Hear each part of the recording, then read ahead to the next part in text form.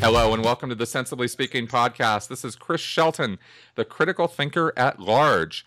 This podcast is coming to you on iTunes, Stitcher, Google Play, and here with video on YouTube, where you can see that I am joined this week by Jon Atack, one of my favorite guests from the Open Minds Foundation, ex-Scientologist, and semi-intellectual, wonderful writer.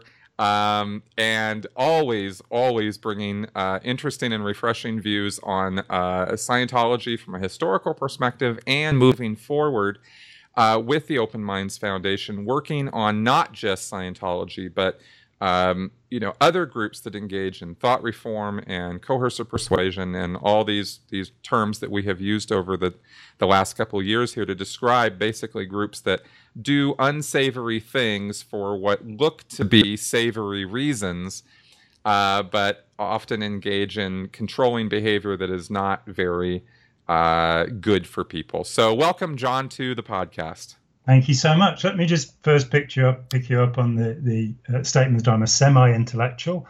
I'd like to say that's the same as saying I'm a half-wit. And no, I didn't mean it that way. Semi, half. Which no, I'm quite happy with that. Thank you.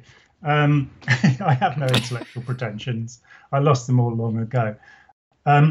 Also, you introduced me as an ex-Scientologist. I'd probably better clarify that for the grand audience who hopefully know as little as possible about Scientology who'd want to. I was in Scientology. I left 33 years ago. In fact, next month it'll be 34 years ago. Wow. So, and I spent, as many people will know, I spent a dozen years standing up Scientology. Arnie Lerner, bless him, said that before the internet and safety in numbers, there was Jon Atack. And thinking back, I was indeed the only resource in the world where media and litigants and ex-members could come to for a dozen years. And I was absolutely steamrolled out of existence by the so-called Church of Scientology. And it took a while to come back from that. And we may talk about that along the way. Well, I'd like to, actually. Let's go ahead and get into that as a start because talking about, describing you as an ex-Scientologist is certainly, old. I mean, we're talking OG critic here, right? Having been, this is back in the 80s, we're talking about 1980s. 83, that you came out. So we're talking like old school. And the reason I use those terms is because recently I made a video where I actually stated in no uncertain terms that it is people like you that people like me owe a great debt to, and that, like, for example, Leah's show right now, Scientology in the Aftermath, would not have been possible, which is now, of course, reaching, millions of people at a shot. But her show and Going Clear, the documentary and the book and the exposure that we're seeing now would not have been possible without the work that you, Jerry Armstrong, Larry Wallersheim, the guys back then were doing that set the stage for what we do now. Yeah, my function was very specific. I was in Scientology for 9 years. I did right through to OT5. I was a class 2 auditor. Back then, of course, you did the Dianetic auditor course before doing the grades course at the academy levels. So I was a Dianetic auditor, Method 1 auditor, then the Hubbard Qualified Scientologist course. I did the Data Series Evaluators course. So I was pretty much steeped in Scientology. I was never on staff, however. I was asked to start a celebrity centre, and the Guardian's office decided I was a shady character and not to be trusted. Well, they certainly nailed that one. I was asked to join Hubbard's personal staff over the rainbow, as they said, in 1977. And I said I'd do that for a year. And they said, no, it's got to be 1 billion years. And I said, I'm not hanging around with anybody for 1 billion years. I tell you, it's way too long. It was only, gradually over the years, I've realized that my experience with Scientology was quite different to most people's because it wasn't on staff. I was never abused. I was twice shouted at and I shouted back by SEAL members. I didn't know what a severe reality adjustment was, And if anybody had tried one on me, they'd have got one back. I was never humiliated. I was, they just came along and messed up my head a little bit with some hypnotic stuff, and I gave them money. And I didn't have a lot of money. So in 9 years, I only spent £9,000, which is what, about $12,000 at the moment in the US. And I loved it. I never questioned it. I thought it was wonderful. I thought it was we should clear the planet. It was the way forward for mankind. I had no doubts about Scientology. However, I did have 2 years where I didn't do any because I had significant doubts about the organization of Scientology, which seemed to me somewhat fascist, if you'll excuse the choice of word. There was no democracy involved in Scientology. As we it is. I've come to learn it is an apt term to describe the if you were going to make a political comparative to how Scientology is structured and how it runs itself or conducts itself, that would be a good term. Hubbard in Science of Survival in 1951 castigates democracy and says that nobody below tone 2 on the tone scale should have the vote. If you look at his later work where he says there is nobody who is above death on the tone scale, there's nobody who's above 0, then he has put the two statements together and you get, it should be benevolent dictatorship, which he also said is the best system of government. I'm not sure who he'd use as an example of that. I can't think of many benevolent dictators offhand. Alfred the Great in the 9th century, maybe. That's about it, But, I had a very easy time of it. I think because I'm a writer and a painter and a musician, I was treated as a celebrity, and I knew which things to quote. The artist injects the theatre into the culture. Whenever Reggers were getting heavy with me trying to sell me things, I could quote L. Ron Hubbard at them, and their cognitive dissonance was too intense for them to continue, for a minute or two, and then they got it back again. Right, exactly, yeah. Kept on going, and ignored me. Undoing the brick overcoat, I believe the registrar's That's the term from the sales book, yes. From Les Dane, bless him. That's right. An evil man, if ever there was one. But so I kind of left intact. Recently, I read a great book by Alex Stein. And by the way, Chris, welcome to our advisory board. And we're really pleased to have you with open minds. Alex is also on our advisory board. She's a social psychologist who is in a left-wing cult called The O. Which is what a great name for it. The O. What a great name. And it was pretty nasty, actually. And it was centered on this crazy woman who kept everybody subjugated with, distortions of the notions of Karl Marx and what have you. And, the proletarian revolution. And she's written this great book. It's many years since she left. She went off, got a PhD, all of that stuff, has worked as a professor. And she's written a book called Terra, Love and Brainwashing. And the central thesis... I'm sorry, called what? Terra, Love and Brainwashing. Okay, I did hear you right. I just wasn't sure about that combination of words. Okay, good. Well, it's like kind of making a smoothie out of yogurt, tar macadam, and lumps of coal. They're things you don't think of stirring together. I agree with you there. But she's quite right that these are the aspects of what she's talking about, that we see in terrorist radicalization very much the same processes that we see in cult recruitment for business cults, therapy cults, religious cults, whatever.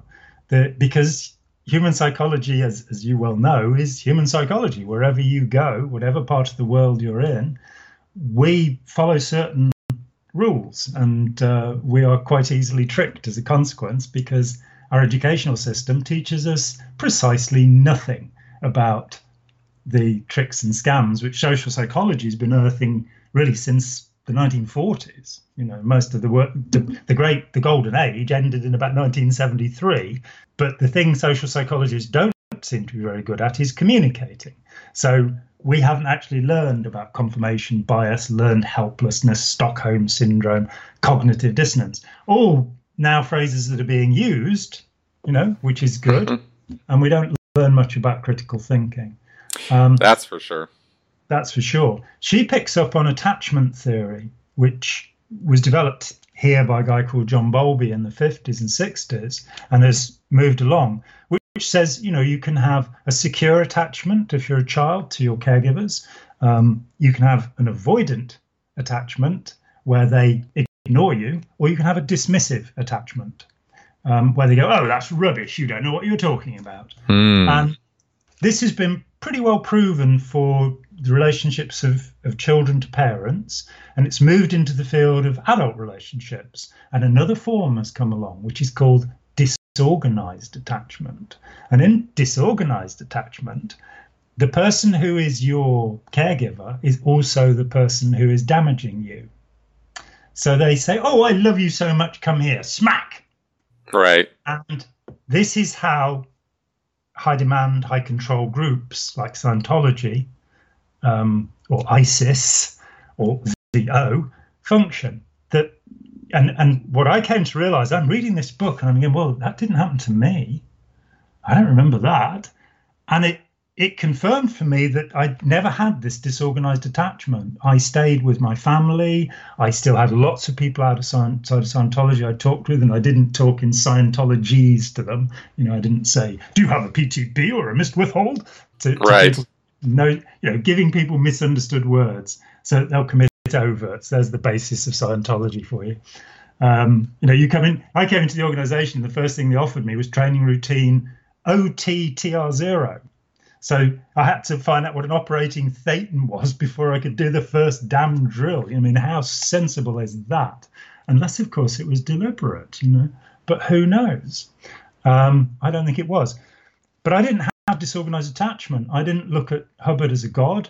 I thought he was a fallible human being, which he said, and I believed. When I first joined, and there were all these claims about him being Maitreya, the future Buddha who will bring all of humanity to enlightenment within his own lifetime. Let's get that fixed here. So when he asked the question, am I Maitreya? The answer is no, you're dead. Right. In fact, I actually talked to Jon Sanborn, who published that. Jon was published everything that came out from 1954 to 1978. Jon Sanborn had the final say on. So he edited all of the Hubbard books during that period. The only book that Hubbard completed was Dianetics, Modern Science of Mental Health. All of the other books were edited by other hands. Science of Survival, for example, was Richard DeMille, who also edited How to Live the Unexecutive. Scientology 8.80 has a credit to Althea Hart, who would later go on to found the wonderful Aberie, which you can find online. He left Scientology and pulled together all of the exes through the late 50s and 60s and wrote this wonderful comic journal, which has a squirrel as its emblem, of course. But Jon took it on from Althea Hart in 54, and he said that Hubbard gave him of Asia at that point and said, oh, I'd like to publish this. And Jon wouldn't publish it. He held on to it for 20 years until he realized he could change the wording of that line, because the original line is, I am Maitreya. Oh. Isn't that interesting? Within a week of getting into Scientology, I was a Buddhist. So I wrote to the Pali Text Society. Right. And I said, this guy says that he's Maitreya. And, it says in this book, there's a prophecy that in 2,500 years, a red-headed man will arise in the West who is Maitreya. What do you think? And I've still got the letter somewhere saying, this is nonsense. The story of Maitreya comes in the Book of the Great Decease, which I've subsequently read, and it's apocryphal because it's attributed to the Buddha, but it's a document about the Buddha's death. So it seems a little unlikely that he actually wrote it. And there is no prophecy. Yeah, there is no such prophecy. They said the Tibetans might have something odd because they usually do, but there is no such prophecy in Buddhism. So, wow. I had of skepticism from the beginning. I read the Mind Benders when I was in. Wait a minute. Are you actually telling me now? Hang on a second here, because I want to be clear about this. Are you saying Hubbard actually made some shit up? I wouldn't go that far. I think you're more likely to say he made everything up. There are some exceptions. Occasionally, you've got to remember this is a guy who in a lecture in 1950 said it was very difficult to get off Phenobarbital, and that he had made himself a guinea pig in one of these experiments. I think I'm the guy that dug out this statement and spread it back in the early 1990s. It's in the Research and Discovery volumes, and you can find a reference to it in a paper I wrote called Never Believe a Hypnotist, which is a quote from Science of Survival. Yep. And Hubbard frequently talked about being a hypnotist, and so by his own logic. But phenobarbital was quite an interesting drug. Hubbard had it on prescription for his supposed ulcers in 1944-45, and it's there in his medical records. And so him later saying that he'd made himself a guinea pig so that he could see how difficult it was to come off it. He also tried to cash a prescription for it in East Grinstead in 1965. In England, it's called Nembutal.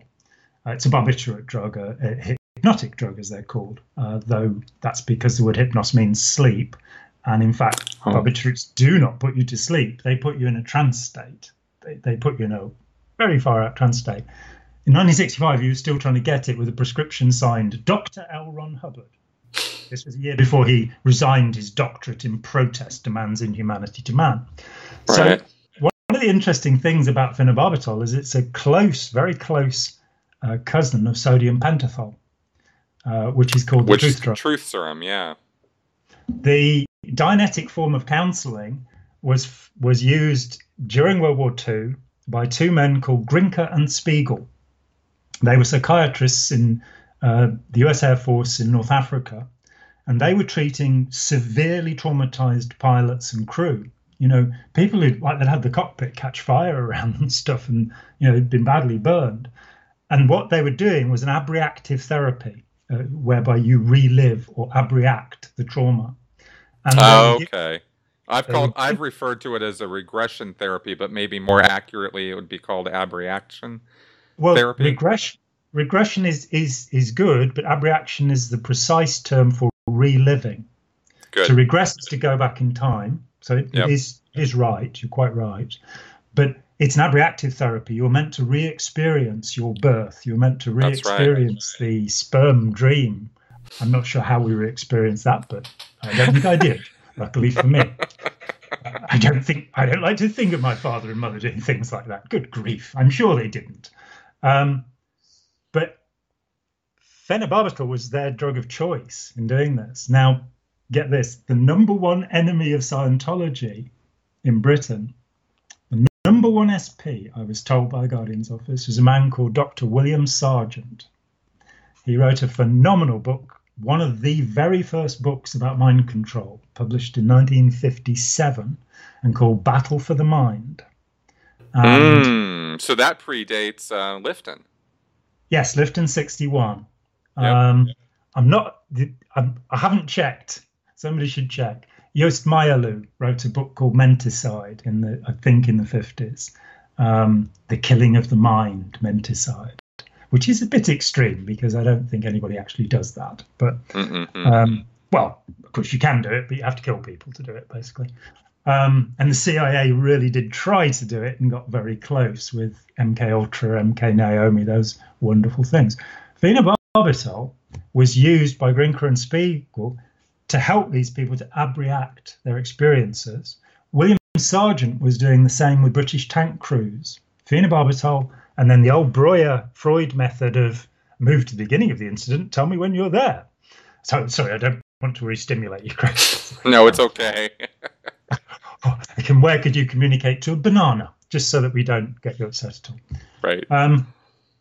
So there have been, by the way, for people who are not ex-Scientologists or don't know much about this stuff, there have been about 30 or 40 inside jokes already in this episode. Sorry about that. No, keep going. It's all good. But for those who are fortunate enough never to have been involved. Exactly. Yeah, but you were saying about where Hubbard had gotten Dianetics from. This is fascinating. Yeah, well, you take the method which Freud describes in the Worcester, Massachusetts lectures in 1911. It's all there. Counting the person in, 10, 9, 8, 7, 6. The repeater technique where you repeat phrases to them. He even talks about the unconsciousness and trauma, physical pain being, whereas Hubbard dismisses him and says, well, he was only involved with emotional things. But Freud also explained why he abandoned the method. in that lecture, which is because it makes people more dependent on the therapist without getting rid of what's wrong with them. So it brings about a kind of euphoria where you feel good, but you become more dependent. Now, I'm not a big fan of Freud. I think he was a total weirdo, basically. But and his idea of the unconscious mind, no, he didn't invent it. It had been around before he was born. It was talked about, which I've written about elsewhere. And Freud's whole idea, though, is the transference, which is where attachment theory came from. This idea that as children we transfer emotions onto our caregivers, and we will behave towards people throughout our lives as we did to them. So if you had an autocratic father and a kindly mother, then we'll have these two ways of relating to people. And the whole point of Freudian analysis, and by the way, Freud never had Freudian analysis. At least Hubbard could say he had some auditing. Freud just like, you're not coming near me with that stuff, I know what it does. But the point of Freudian analysis, which takes 5 years, 3 sessions a week, 50 minutes a go, and hundreds of thousands of dollars. It's less expensive than Scientology, but it will mess you up just as badly. The idea is to resolve the transference. And what Freud said of the Dianetic method that really he borrowed from Breuer, it's not his, is, as far as I can tell, is it doesn't resolve the transference. You'll still have these infantile relationships with people. Now, does that give us any clues to why L. Ron Hubbard would have wanted to use this method? It may do. Hubbard says that when he was at Oak Knoll Hospital, Naval Hospital, in 1945, so that he wouldn't be posted anywhere where he might get hurt. That's as far as I can tell, because there was nothing ever wrong with him. When you look at the medical records, he claimed to have ulcers. They did x-rays. They never found any ulcer pits, So he was a malingerer. He was a skive. He was not the best of combat heroes when it comes down to it. He did fall down a ladder when he was in the Navy, which he does talk about. But he says that he used to put on a white coat and go into the library at the hospital and read the stuff there. And you go, well, what would have been there? Grinker and Spiegel's new paper on abreaction using phenobarbital. Well, he's taking phenobarbital, so you might as well give it a try, eh? Now, the point of this is that this incredible ramble, this meander, is that in 1950, on the 23rd of September, 1950, L. Ron Hubbard gave a lecture called Introduction to Dianetics, which I sent you just last week, because it's my favorite L. Ron Hubbard lecture, because in it he tells the truth. And I was trying to work this out because he very rarely does tell the truth, frankly. Even where he's talking about false data stripping, for example, he attributes the syllogism, thesis, antithesis, synthesis, to Socrates. Well, it wasn't. If you read the Phoenix Lectures, he actually knew it was Aristotle. So he doesn't, he's not very careful with his facts, let's say. And when you come down to teaching people about false data stripping and you're giving them false data, that's a little bit suspicious. Give him phenobarbital, though, and he'd be truthful. And I think that day, the 23rd of September 1950, he'd had a good shot of phenobarbital, because he explains that he's, not a nuclear physicist, not a war hero, none of these things. And then over the years, he'll go, oh, well, I've decided I am now. Because as he said, this was something that always bothered me as a Scientologist. Hubbard said, you can change the future, you can change the present, and you can change the past. Now, that confused the hell out of me. What kind of superpower is that to change the past? And then I realized how he did it. It's called lying. Right, exactly. It was that simple. Oh, it's easy to change the past. Are you kidding me? I do it all the time. Yeah. I have complete cause over matter, energy, space, and time in the past. All I have to do is tell you some misrepresentation of what actually happened. And then you get auditing where people are asked to remember things. Now, we know from psychology that if you ask people leading questions, if you ask people questions that take them to places, they can start remembering things that didn't happen. Derren Brown, one of my heroes, sat a guy down and within 2 minutes had persuaded him that he'd been up in a hot air balloon. And the guy after that was telling all sorts of stories. There are many psychological experiments showing this, that if you push somebody into a thought, they can have the thought and then they'll remember it. There was an experiment in France in the 50s where they had a bunch of people record their most significant memories, and they left them for 15 years and said, right, sit down and write them again. Nobody gave the same details for any one of their life histories. So that's normal.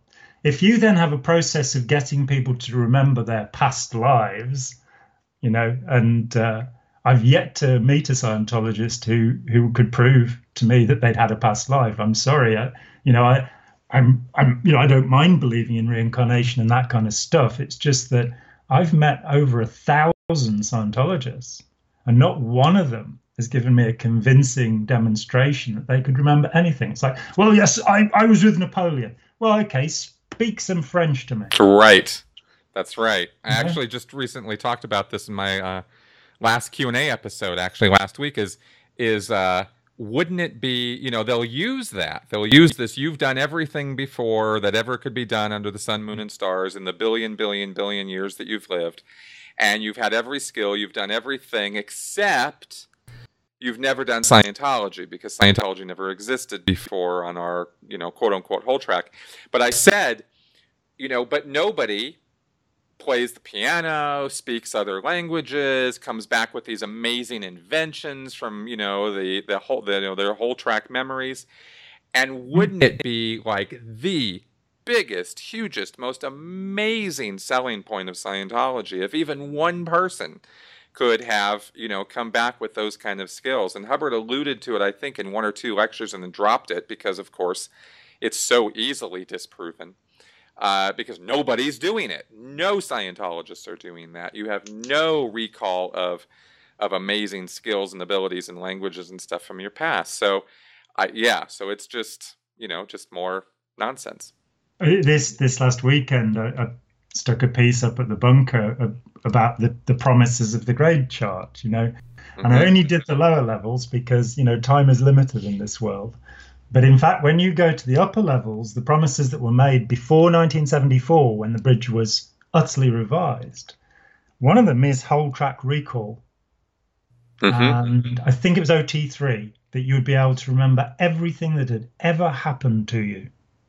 Oh, that's interesting, because after 74, I suppose, then is when they changed that, because then they made that the ability gained from OT8, the highest level the church now offers, which is supposed to address and handle amnesia on the whole track.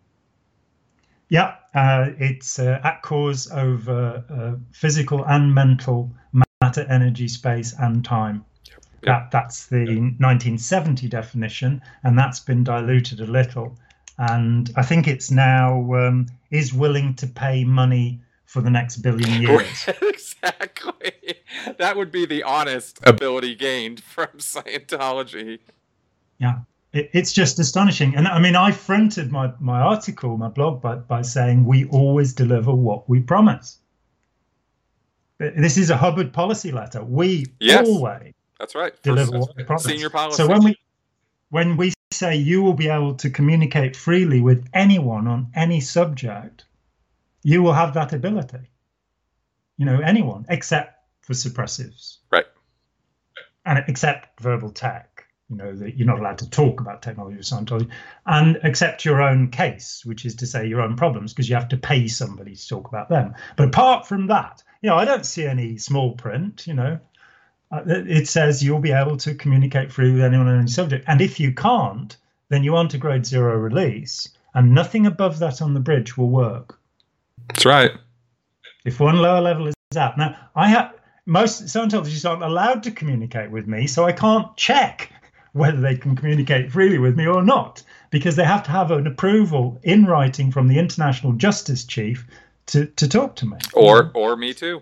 That's right. Exactly. It's so unfair. I know. It's such horrible people. Yeah, I'm known for footnoting and being pedantic, and it's a terrible crime. But you said that in all the billions of years, you'd have, this experience that you'd remember. Actually, in the OT5 pack, which is a secret, that you can get online from WikiLeaks, it says that we've been around for 1.25 quadrillion years. Yes, that was the word I was forgetting. That's right, because Hubbard talks about trillions upon trillions of years in some of the 60s references. This is a cold-blooded and factual account of your life, 60 trillion years. That's the opening to History of Man. That's right. When he and Mary Sue and L. Ron Hubbard Jr. took a load of amphetamines and just said what came into their heads. The research is so deep on some of this stuff. Yes. It's amazing. The scientific use of drugs by Ron Hubbard and his family is just, it's hard to credit. It's pretty amazing. Hey, tell you what, let's there is so much stuff to talk about with you. It is just mind-blowing. But let's redirect for a second, because we alluded to something at the beginning of this thing, and I'd like to address it a little bit, because there were two things actually that I wanted to specifically cover in this show. One was the you mentioned some of your history here in the show as far as being involved with Scientology, 9 years coming out, 36, 34, 35 years ago now. 34, yeah. So obviously, quite an interesting experience to still be even talking about this at all. And you've done a tremendous amount of research on the topic, but you've also been the subject of the church's attention then, and I don't know how much now. But I would like to just hit on that for a little bit here. That was where the preamble was meant to be going, and then I got interested in some of the little shiny things along the way. And so interesting they can be. Well, just as well, really. Yes, just as well. So I left as a believer. I thought Hubbard was gone. Captain Bill came along and said that Hubbard was on the mothership, and for about 10 days, I believed that. And then I kind of went, this guy's absolutely nuts, because I came to know Bill very well. For 8 months, he lived in East Grinstead. We saw each other often. I really liked him as well. He was a bit dangerous. He had threatened physical violence to psychiatrists in the past, as he told me, He told me he'd found the 2 psychiatrists who were the cause of all of the evil in the universe and driven them out of LA in 1969. Sadly, he was wrong. There were 2 other psychiatrists in Seattle who were actually, it's true. He had the whole, I can't help but digress. He had the whole crew when he was running AOLA, the advanced organization in Los Angeles in 69. He'd work the crew for their 14-hour day, and then he'd have them up on the roof watching for the spaceships, And this is the founder of the largest independent Scientology movement, the Ronzorg Free Zone. So, again, we might like to think about the origins of these things. But so what happened with me was that I saw that management was getting unpleasant, to use David Miscavige's words, tough and ruthless. Now, tough's okay. Sometimes you have to be tough. Ruthless, without mercy, without compassion, without feeling. That's right. Not willing to go there, not willing to do that. And I, basically a friend of mine was declared suppressive, and I was called into ethics to say that this guy might be being declared suppressive. And a friend of his for 15 years, Peter Shantz, who was the ethics officer, said, well, we'll have to do something about this if it happens, because he's a great guy. And I said, yes, we'll fight it. And a week later, he called me in and he said, well, he's been declared. And I said, what are we going to do to fight it? He said, these people could be so devious. And I said, well, where's the declare order? Where's the thing explaining this? He said, oh, there's no order. He's on a list of, I think it was 633 names. And because he was on the list, that was enough for a guy who'd known him for 15 years and a week before had been saying, he's a great guy, to say, oh, no, That's right. So, that's right. That's the mindset. I spent 6 months writing letters all the way up the organization, through the Continental Justice Chief, the International Justice Chief, the Inspector General of the Particles of Terra, the finance dictator, whoever I was meant to write to. I didn't write to those and these were all post titles of actual people in the Scientology hierarchy. We're not making this stuff up. These are the actual names of their jobs. Mark Rathbun was the Inspector General of the Religious Technology Centre. And yes, there were international finance police. And they had this wonderful Nazi symbol, this red square with an S in it for Satan or whatever the S stands for. It's a snake, isn't it? It's got a tail on it. It's an old magical symbol. It's not. These things are not what they are meant to be. And the deconstructed six-pointed star that is put on them, that also has magical references. But we could talk about that for an hour or two as well some other time. I spent far too much time studying this nonsense. Well, I'll just say, just really quickly, it is impossible. It's difficult with a man of your knowledge to actually do, short form talks about this, because it is so fascinating. Every little road or avenue that comes up, you can go down these things, and there are just endless numbers of facts and references and historical things. It's amazing. Now that HBO and A&E and Hollywood are getting over the phobia of Scientology, it's going to be a genre like Westerns or science fiction or romance. Scientology has got just an endless amount of stories in it. Fascinating, bizarre stories. That's right. And some of them are fascinating, some of them are interesting, some of them are funny, and some of them, unfortunately, are horrifying. Yeah. So let's get to the horrifying. I 6 months after I started complaining, I went to the final authority, L. Ron Hubbard, and I wrote a letter that began, "I know that L. Ron Hubbard does not receive these letters." Because I was one of the people who'd seen the LRH executive directive written by Laurel Sullivan to say that in the week before it was withdrawn. I'd actually been sent one, so I've still got one, which I think I published on Tony's site at some point. I know I meant to.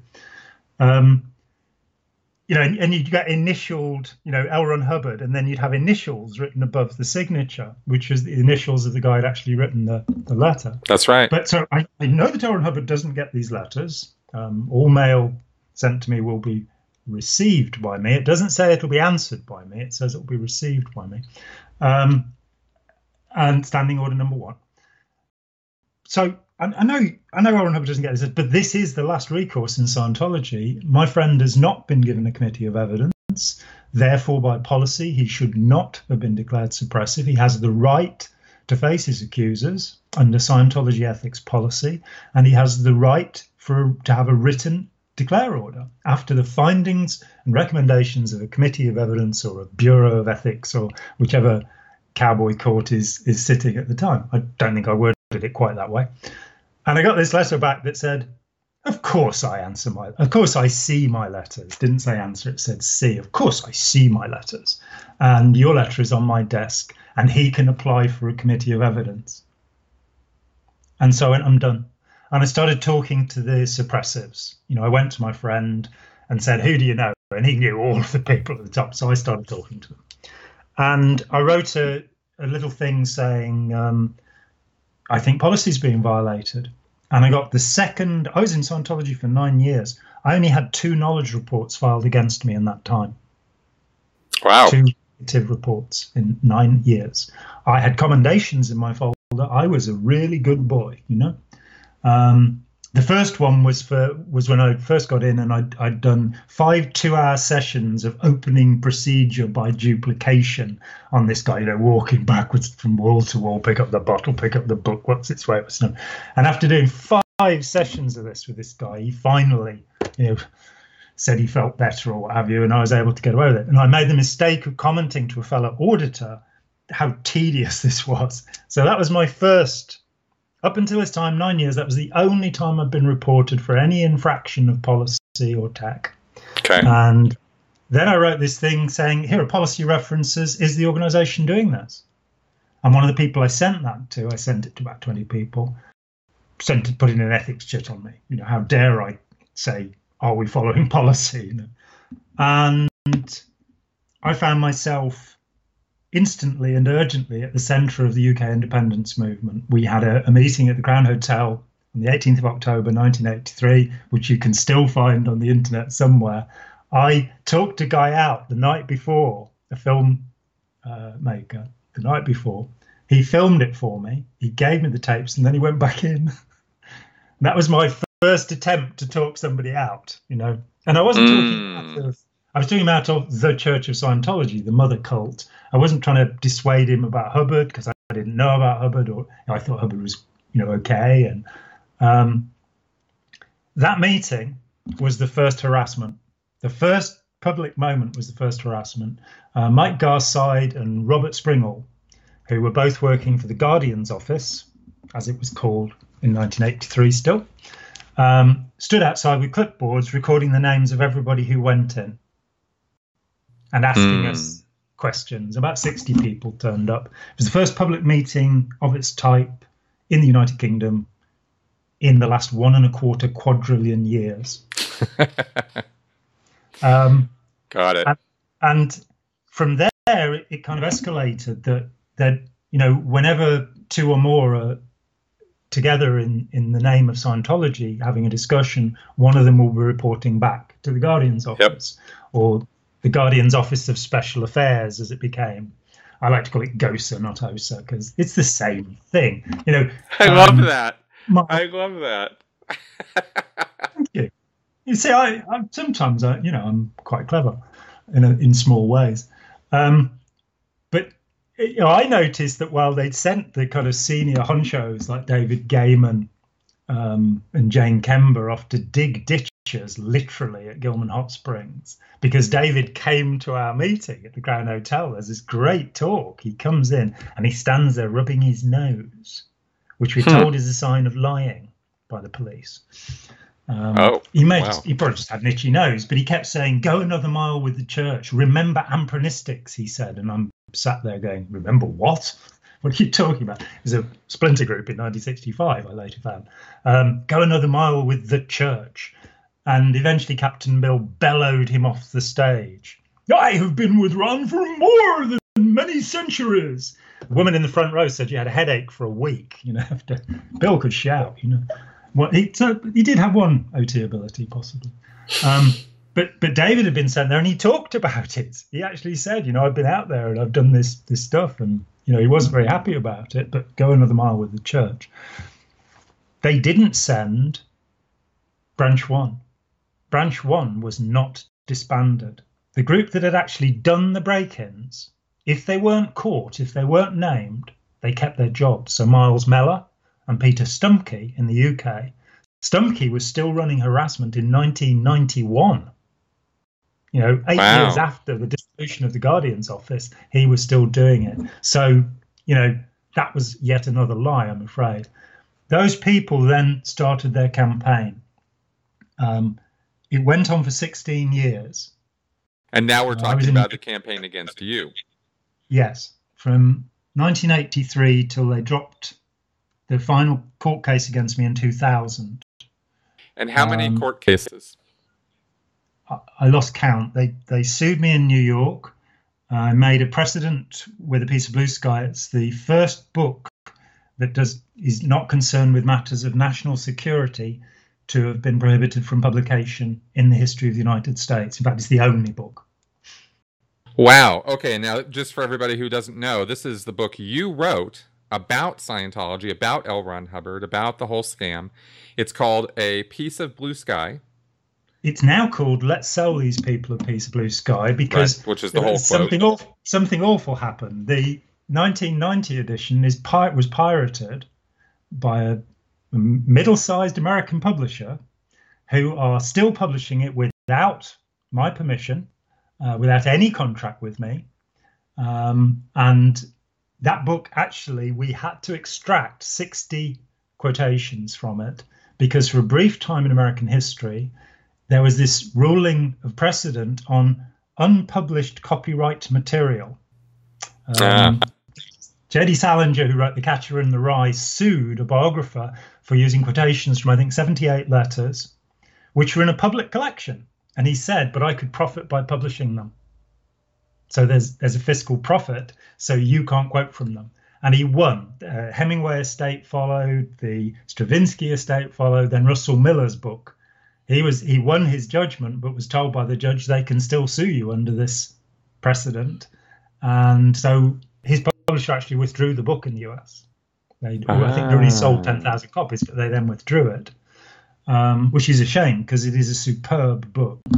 And this was now we're talking, of course, about back in the 80s when you first wrote this book and when self-publishing was simply not an option. I mean, this is all pre-internet days, way pre-Amazon, et cetera, et cetera.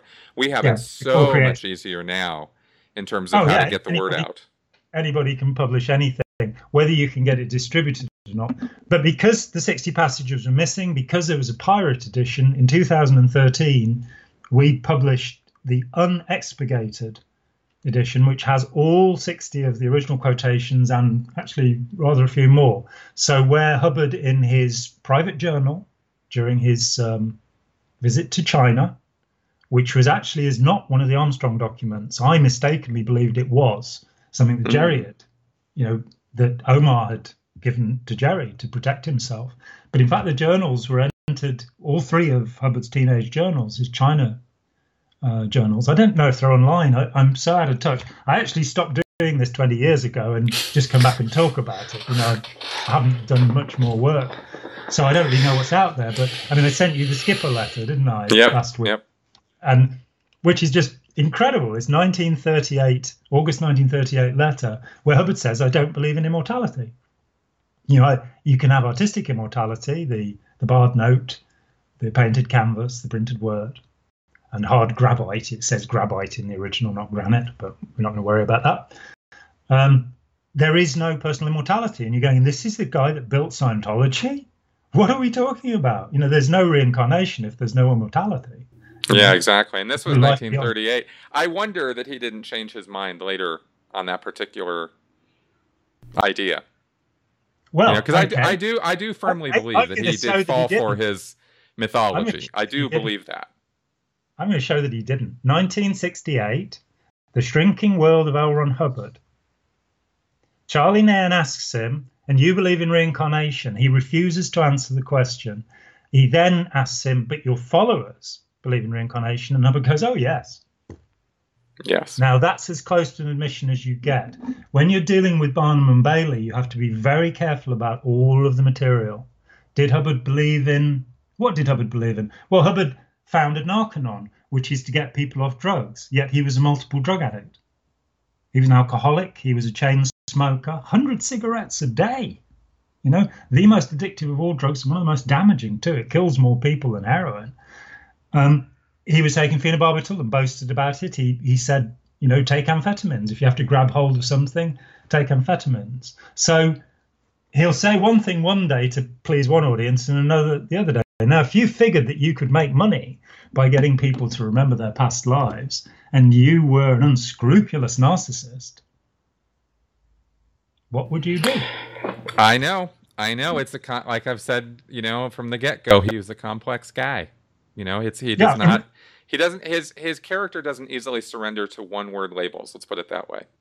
Yeah, but I think if you look at, Yuval Noah's idea that he had temporal lobe epilepsy, right. Which you start with the hypergraphia, that he could not stop writing, and he's in the Guinness Book of World Records as the most prolific author of all time. Now, we know that ASI, quadrupled the number of words because every printing of everything, to get him up there. But he still, in talking with people who were around him, he couldn't help but write. Yeah. He did it all the time.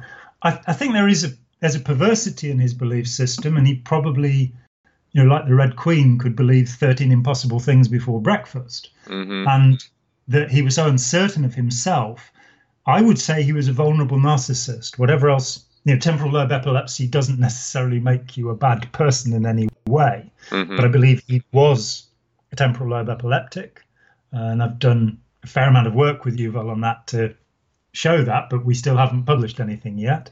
Yep. But he was also paranoid. Undoubtedly, he was terrified of people, trapping him, or quite rightly, because he could have gone. Yeah, some of his paranoia was quite justified, and some of it was not. Yeah, the Tenyaka Memorial running the world and the World Bank conspiracy, Right, and all that, the 12 guys, etc. Yeah, I've covered that ad absurdum, I think. yeah, ad nauseum. Ad nauseum, yes. Yeah, but Probably. he was like an original conspiracy theorist before it was even popular to be a conspiracy theorist. He was deep in that. He emerges at the same time as Velikovsky. Velikovsky's Worlds in Collision is published in 1950 alongside Dianetics. So, and it's a far more cogent examination than the von Daniken and some of these later con artists who just made things up. Right. Velikovsky, so conspiracy theory lives with us forever. It's a human thing. Yeah. One might mention the Book of Genesis, where there are two different accounts of the creation of Adam. One is he was the last created thing before his rib was taken, his spare rib, and the other is that he sat beside Jehovah naming the things as they were created. So one of these is a conspiracy theory. Interesting. And let's get into Babylonian Sumerian texts for a few hours. Yeah, so let's moving right along. I'm just gonna interject here because we're gonna get harassment. We're just gonna get back on course here. Okay, just one question, and then I want to jump to the other thing that I wanted to cover with you here. Sure. Out of those, those numerous years that you were being, harassed by the church, sued by the church, they were coming after you because you dared to write this book about Hubbard and the scam. Well, firstly, just because I stood up and spoke out and said anybody in the world wants to talk to me, I'll talk to them. So I advised on a couple of hundred media pieces. I advised on nearly 200 court cases around the world, nearly all of which were won. I got into litigation with them, and you asked me how many cases were there. Well, there was the one in New York, which we won at appeal. I think there were 7 or 8. Okay. In the UK. Well, and it all running at the same time, so that I spent 7 days a week with 3 law firms, desperately trying to defend myself. I lost nothing at trial. Nothing ever went to trial. What I lost was lost in pre-trial. And the way that it was lost was that I sued them for breach of a fiduciary duty, which is to say that they were handing out 2 life histories that I'd written when the Guardian's office wanted me to apply, to set up something.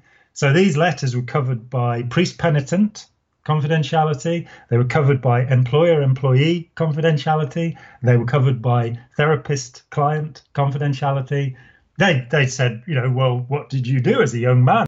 Tell us all the bad things you did. And I told them, and added a few that had come up from auditing, which actually weren't true.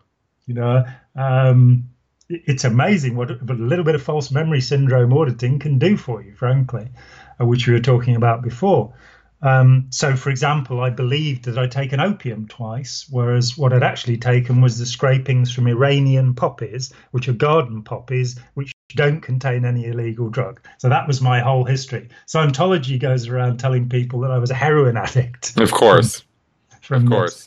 Margaret Singer tells this great story about this guy who told her that he'd been convinced that he was a junkie by Scientology. And when she inquired, what did you do? He said, I once had a hit on a cannabis spliff. That was it. That was his entire drug history. So whatever, they were showing these life histories to people, and I felt that was improper. And mistakenly, as advised by Ron Lawley, I took out a case against them. And they managed to get me so that in discovery, where you're offering your documents up at the beginning of a case, I think it was that they had all my bank statements, because I was claiming they damaged me financially by showing this to people who therefore wouldn't come and talk to me. But I hadn't given them my check stubs. And they were able to say that I hadn't done full discovery. 6 months after this happened, the law changed in Britain to close this loophole to say relevant documents in discovery, giving 7 copies of the same information but it was too late and I couldn't get a judicial review. And they then go into court and say he's contumelious or contumacious. There are 2 words for it, meaning that I had violated a court order because they'd had me make a declaration that I'd given full discovery and they'd shown that I hadn't. That's grown to newspapers are now told if I'm talking when I was talking in Dublin, the Irish Times were told, I think, that I'd 10 times lied in court. Right. The exaggerations, the half-truths, the nonsense. Yeah. And the point here that I think the takeaway that still is applicable today is, if you go after the Church of Scientology in the legal arena, you're just going to expect to learn all kinds of things about the law that you never had a clue about, because they're going to pull out every stop, every little nuance, every little thing they can do to delay the court proceedings, to make them in the worst possible light against you, to pull out every little piece of legal minutia that can be used against you in any way.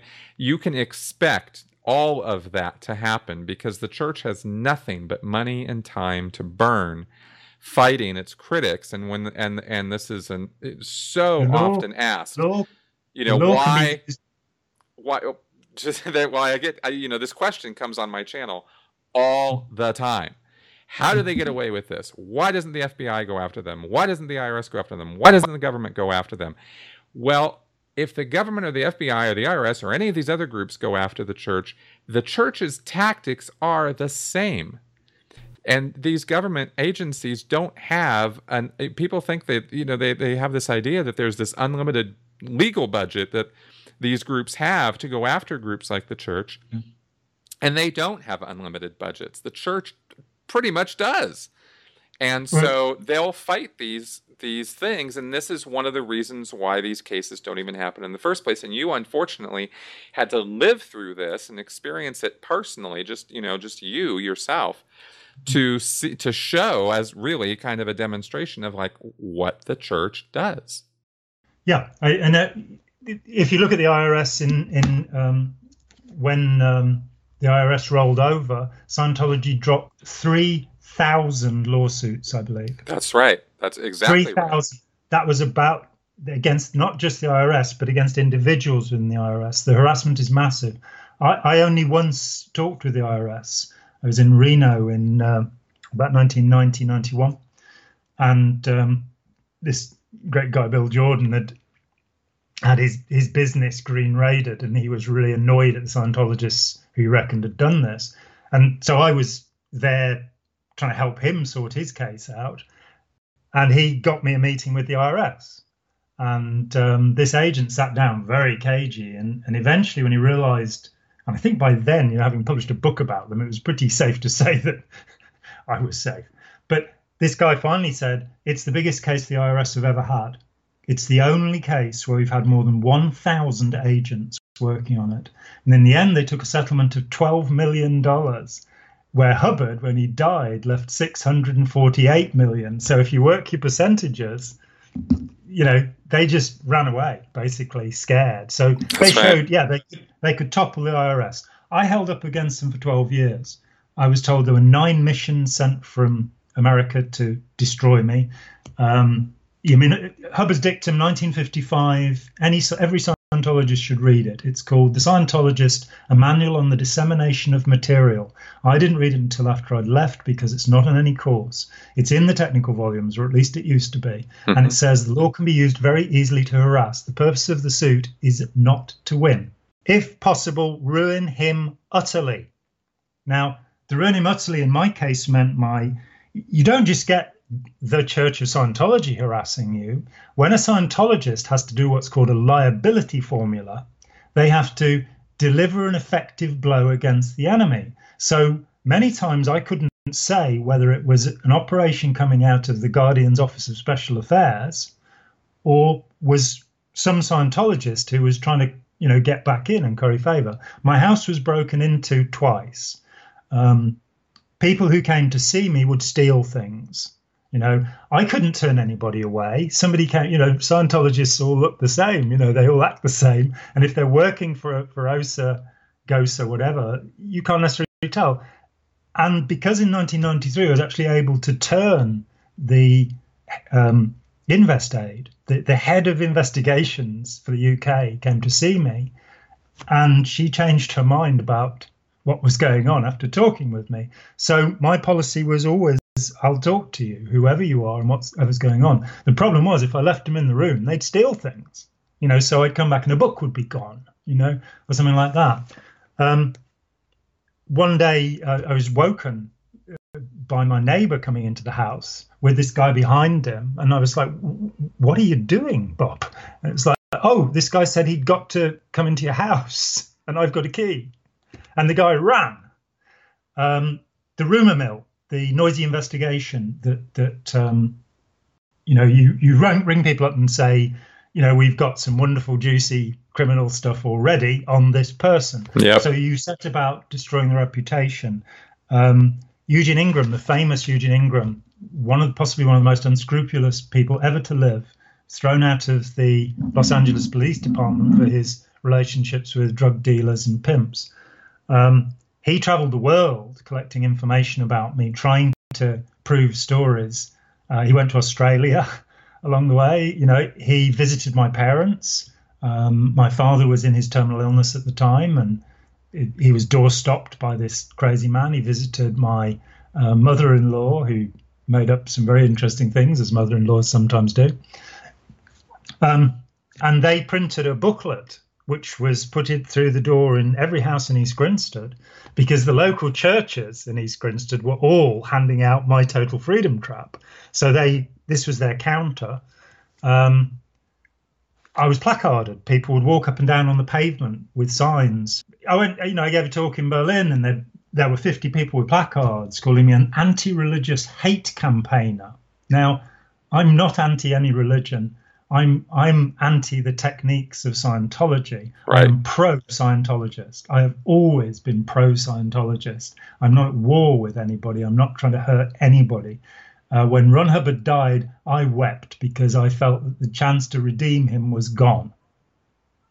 Wow. If David Miscavige wants to come around and have a cup of tea, he's welcome. Wow. I've got nothing against anybody, no matter how psychotic or psychopathic or dangerous, as long as they're not armed, as long as he hasn't got a crossbow with him, I'll talk to anybody. So you endured a lot of nonsense. Let me keep going. I was followed by people with video cameras.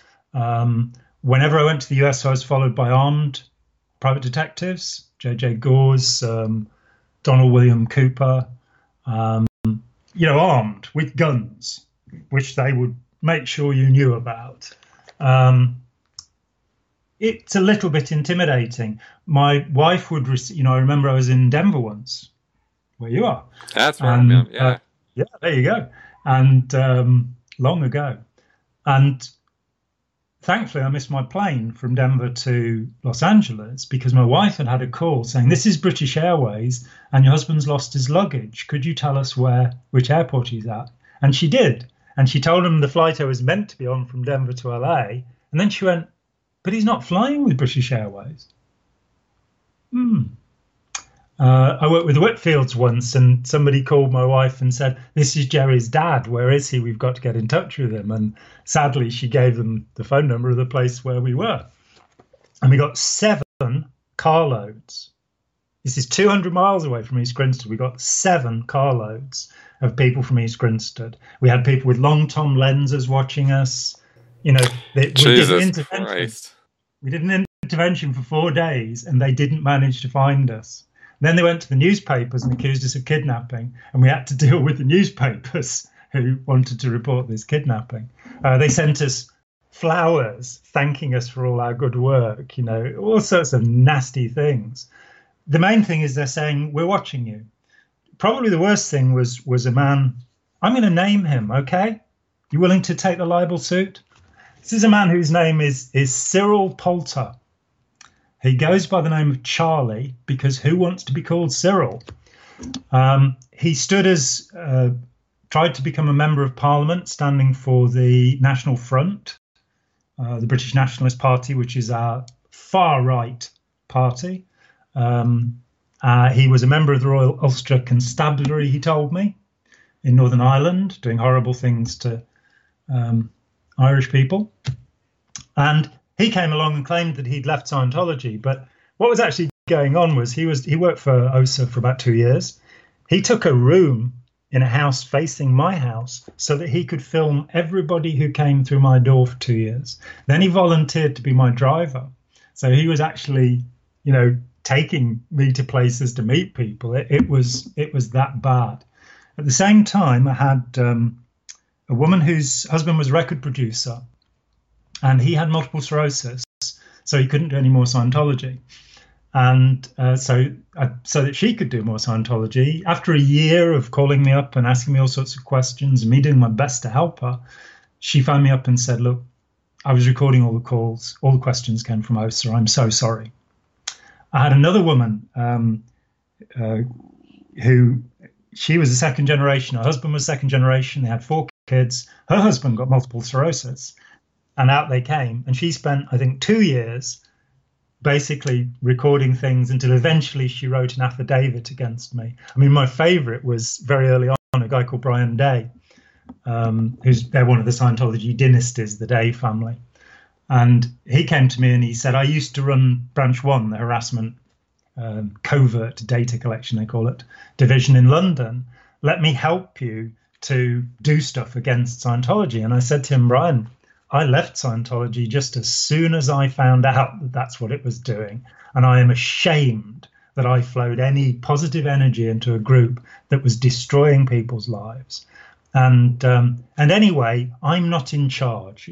Some people accuse me of having a sense of humor. I'm, may not be that. But I said, I take my orders from the Great White Brotherhood. Now, he obviously, and nor anybody else, had read Madame Blavatsky or about the Theosophical Society and these nonsensical 9-foot-tall, 800-year-old Tibetans who are the Great White Brotherhood. And let me say categorically that I've never actually been in touch with the Great White Brotherhood. He wrote an affidavit in which he said, and he receives his orders from the Great White Brotherhood. It's just one hit after another with these guys. But you had to go through this for, I mean, when did it finally stop? It took 16 years. It stopped in 2000. The worst part of it was the last part of it. The most significant aspect of harassment is the love-hate buttons. And people miss this because the pack is 800 pages long. And by the way, the pack that was used that got 11 people convicted in the US was reissued in 1990 with only one change. It's 800 pages long. The only change is the cover sheet, which instead of saying Guardian's Office says Office of Special Affairs. So The same training on breaking and entering, on how to lie to people, it's all still done. It's all still done. I actually have a lot of that paperwork you're referring to, and the check sheet and the materials of it, and I plan on doing a whole thing on that in the future. I have the whole just pack. So much.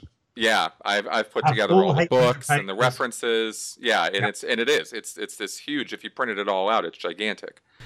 All the references and issues and things that Hubbard has indoctrinates his followers with, who are in the Office of Special Affairs. I mean, they go into a whole nother reality.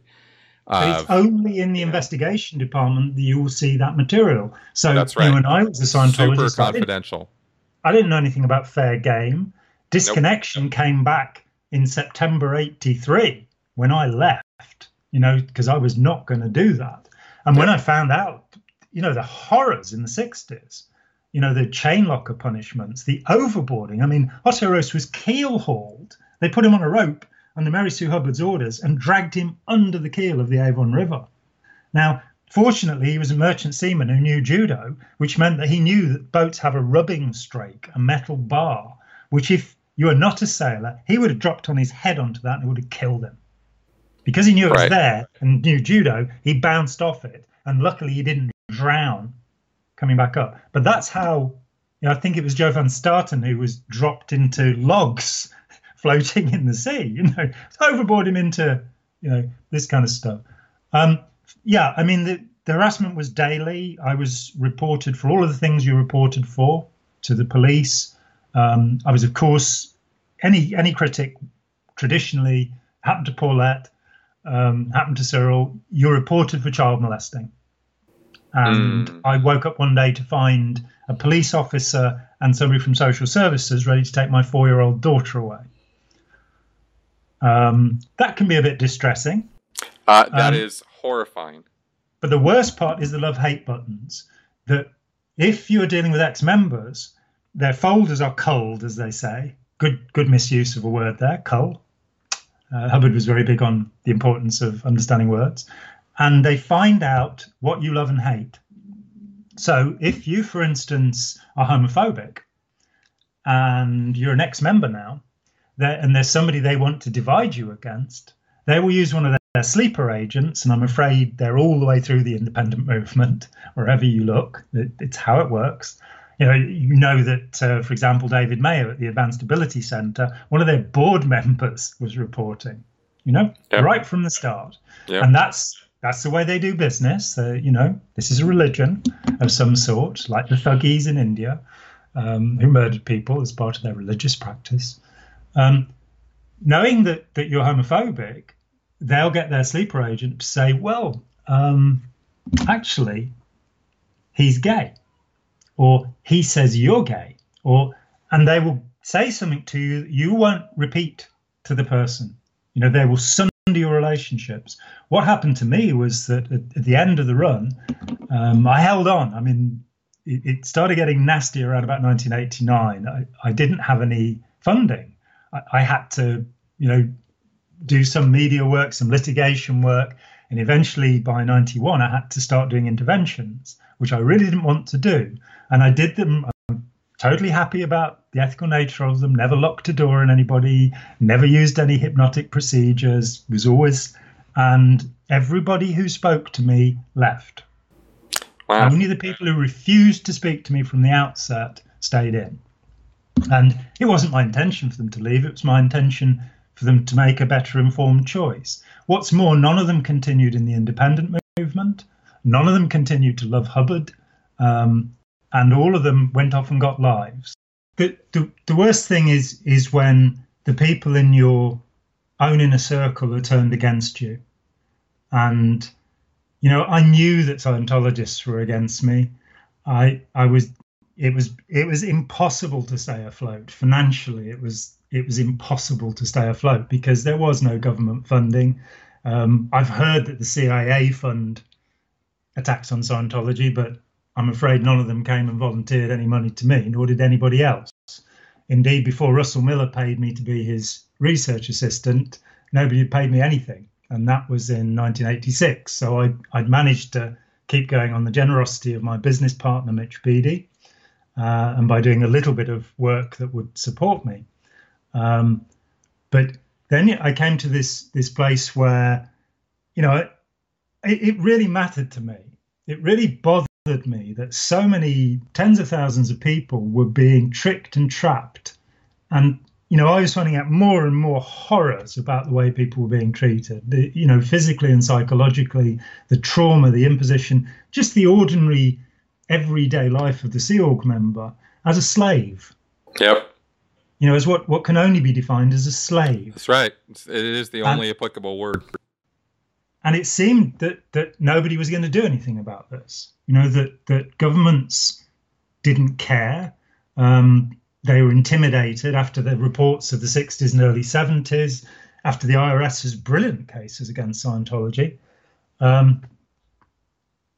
Everybody just backed off. And it just seemed to me there was me left standing there, Lawrence was winning his case, took 20 years because of the Paper Mountains. Incredible man. I've never met anybody as courageous as Lawrence, or more courageous than Lawrence. And you're referring, of course, that's Larry Wallersheim we're talking about there. Lawrence Wallersheim. Yeah. He tells me he doesn't like to be called Larry. Oh, my bad. Okay.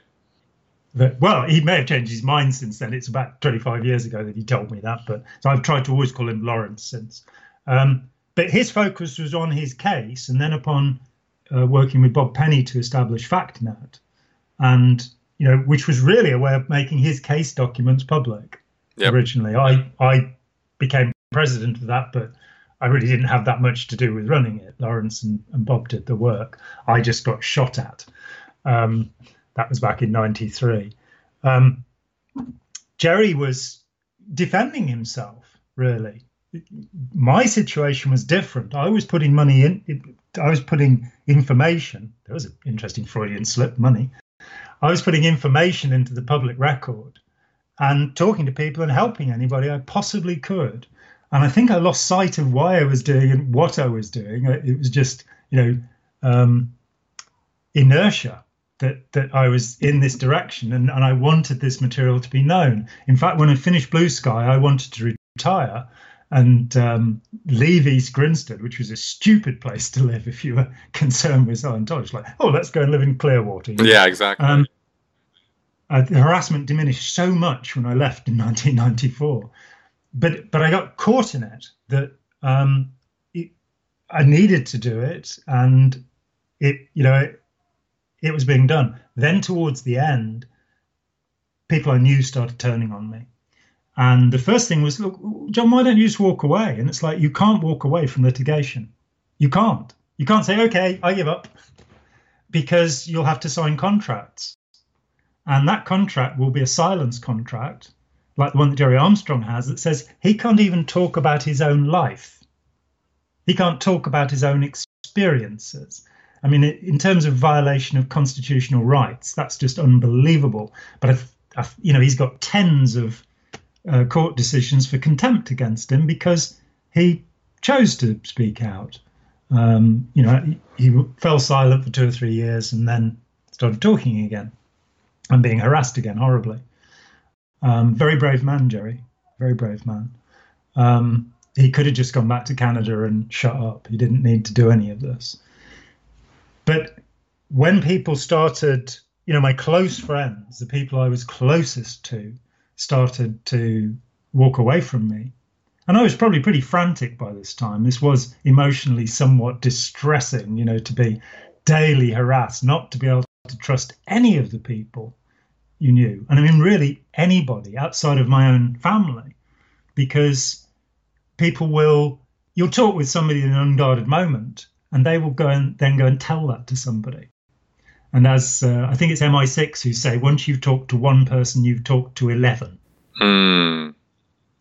So, I could write things, I couldn't say things. I had to be really careful with my words all the time. The pressure is astonishing. We were winning litigation. We won the first 53 suits against the Cult Awareness Network. And then Rick Ross managed to, do a piece of kidnapping and lose the lot, so that Scientology took them over. I worked on so many cases that, more than $14 million was taken by my clients, but I wasn't on percentage. I mean, the Mayo case, there was a cost judgment of $2.9 million based solely upon documents I collected and an argument I made. Because I said, look, go to the Church of Spiritual, whatever it is, who are applying for tax exemption in Washington, copy these documents. And I got somebody to copy them. He went down to the basement, got $1,000, copy these documents. Now ask for those documents in the other Scientology cases in LA, and they'll say they don't have them. And that'll be that. So I got Mayo's lawyers their $2.9 million, and I took $1,000 as a fee. And that was pretty typical of my progress. Because of this feeling, if you charge money, are you being ethical, and all of that. So I got into a lot of trouble. Then my former business partner sued me, and he wasn't a Scientologist anymore. And he started getting various people who were close friends. As it happened, only 2 people did it, but 2 people wrote affidavits against me, which were not in fact true. And I was able to disprove from documents. But nonetheless, the idea that somebody you've known for 10 or 15 years and had a friendly relationship with will now turn on you, that was more damaging than anything that had happened to me, I think. And so I came away, and after Blue Sky, I was determined to put the essential information I had into the record. So I wrote 12 papers. When I came back in 2013 to blog a little bit, to my horror, I discovered that almost nobody had read these papers. And this was like Blue Sky's the beginning of the deconditioning. I've had people who say, I was in Scientology for 30 years. I read Blue Sky. I wasn't in Scientology anymore. That's right. It's very good for that. Well, it was deliberate. It was written for ex-members. Yeah. That's why there's so much detail. Russell's book is a much better read, but there are very few adjectives in my book. It's just facts, one after another, and footnotes. In fact, the new edition has twice as many footnotes as the original one because the publisher trimmed them in the first thing. So Yeah, that was the thought. You've got to be able to go and check this. I say Hubbard said this. So when we had to take the quotations out from his, the only trouble with China is there are too many chinks there. That's L. Ron Hubbard in his journal. Yep. Now, he would later say that he studied with gurus in China during this time. Which was totally made up. It's just a total fantasy. Well, there's one visit to a lamasery where he says the lama's voices sounded like bullfrogs. Yeah. And that's his entire statement. Hardly studying with llamas, Well, if you're L. Ron Hubbard, it's enough, Yeah. I was in the car park when it happened, so therefore it was me that did it. Yeah, I get it. Well, how did this finally, like you're saying, your friends turned against you even. I mean, how did this finally resolve? How did this finally end for you? In catastrophe, my marriage collapsed.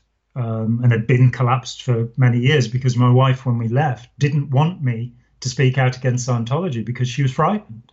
So for 2 years, she wouldn't be in the room if the word Scientology was mentioned, which, considering our house was, daily had dozens of ex-members in it, was quite difficult at times. She filed for divorce, which was just as well, frankly, because it had been a rotten relationship for 10 years by then. My health collapsed. My digestive system went. I later found out that I have gluten intolerance and various other things. But stress is a horrible, horrible thing. I was having to get up at 6 a.m. on usually 2 hours sleep because I'm a night owl, to go into court and try and fight off all of this stuff that was going on. I had private detectives. Even when I moved to Nottingham, they'd be sitting on the street trying to serve more writs on me and stuff like this. I went bankrupt. Which in this country is a bit more complex than in the US.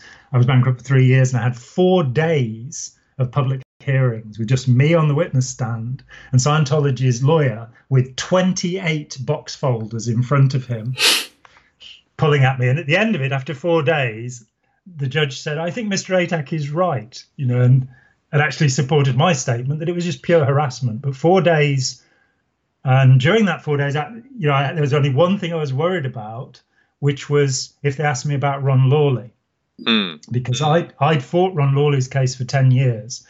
He's the guy who went and lifted the OT3, 4 and 5 packs from Copenhagen, and foolishly, rather than copying them and giving them back, he stole them. And they had a case in England against him. And 95% of that case, the documents, the whole thing, I put together for him and for Robin Scott, who I'd rather not talk about. And we won the case. They got on the point of the case was to have material that they would not want in open court. And they got to the court steps and backed off. So I felt, then he went bankrupt, owing me £37,500 for my 10 years work. Wow. And that in turn triggered my bankruptcy. Yeah, my health was gone. My marriage was gone. I lost my house, which is now the house I had in East Grinstead is worth £500,000 now. I lost that in the bankruptcy. I was then, as I say, sued by my business partner with affidavits from, indeed, Ron Lawley and one other former friend. Well, he's still a friend, actually, the guy who wrote the other affidavit. I'm still in touch with him. He made a mistake, which is okay. But I was destroyed. It took me 17 years to come back from what had happened to me. And in 2013, when I came back because I talked with a particular ex-member who had been out for 16 years and had grown up in Scientology. And she said to me in our second conversation, I think it was the second conversation, is reality actually an agreement?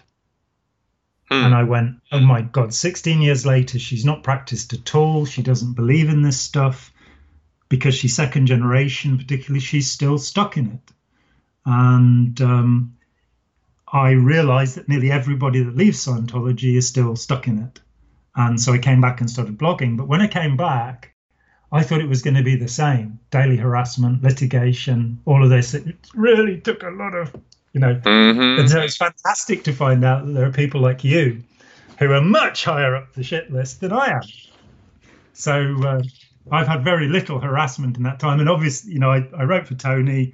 We did that fantastic thing in Toronto Toronto, which almost nobody has watched, The Getting Clear, which, you know, I am traumatized by, because it took me a year and a half to prepare. We had 27 of the best people in the world to talk there. We covered Hubbard's life with somebody who'd been with him from 1963 with Hannah Whitfield through to his death with Jesse Prince, the wonderful Jesse Prince. You spoke, you were great. We did that fantastic deconstruction of TRs and auditing. Yep. No less than Steve Hassan and Christian Sherko on the stage to help us.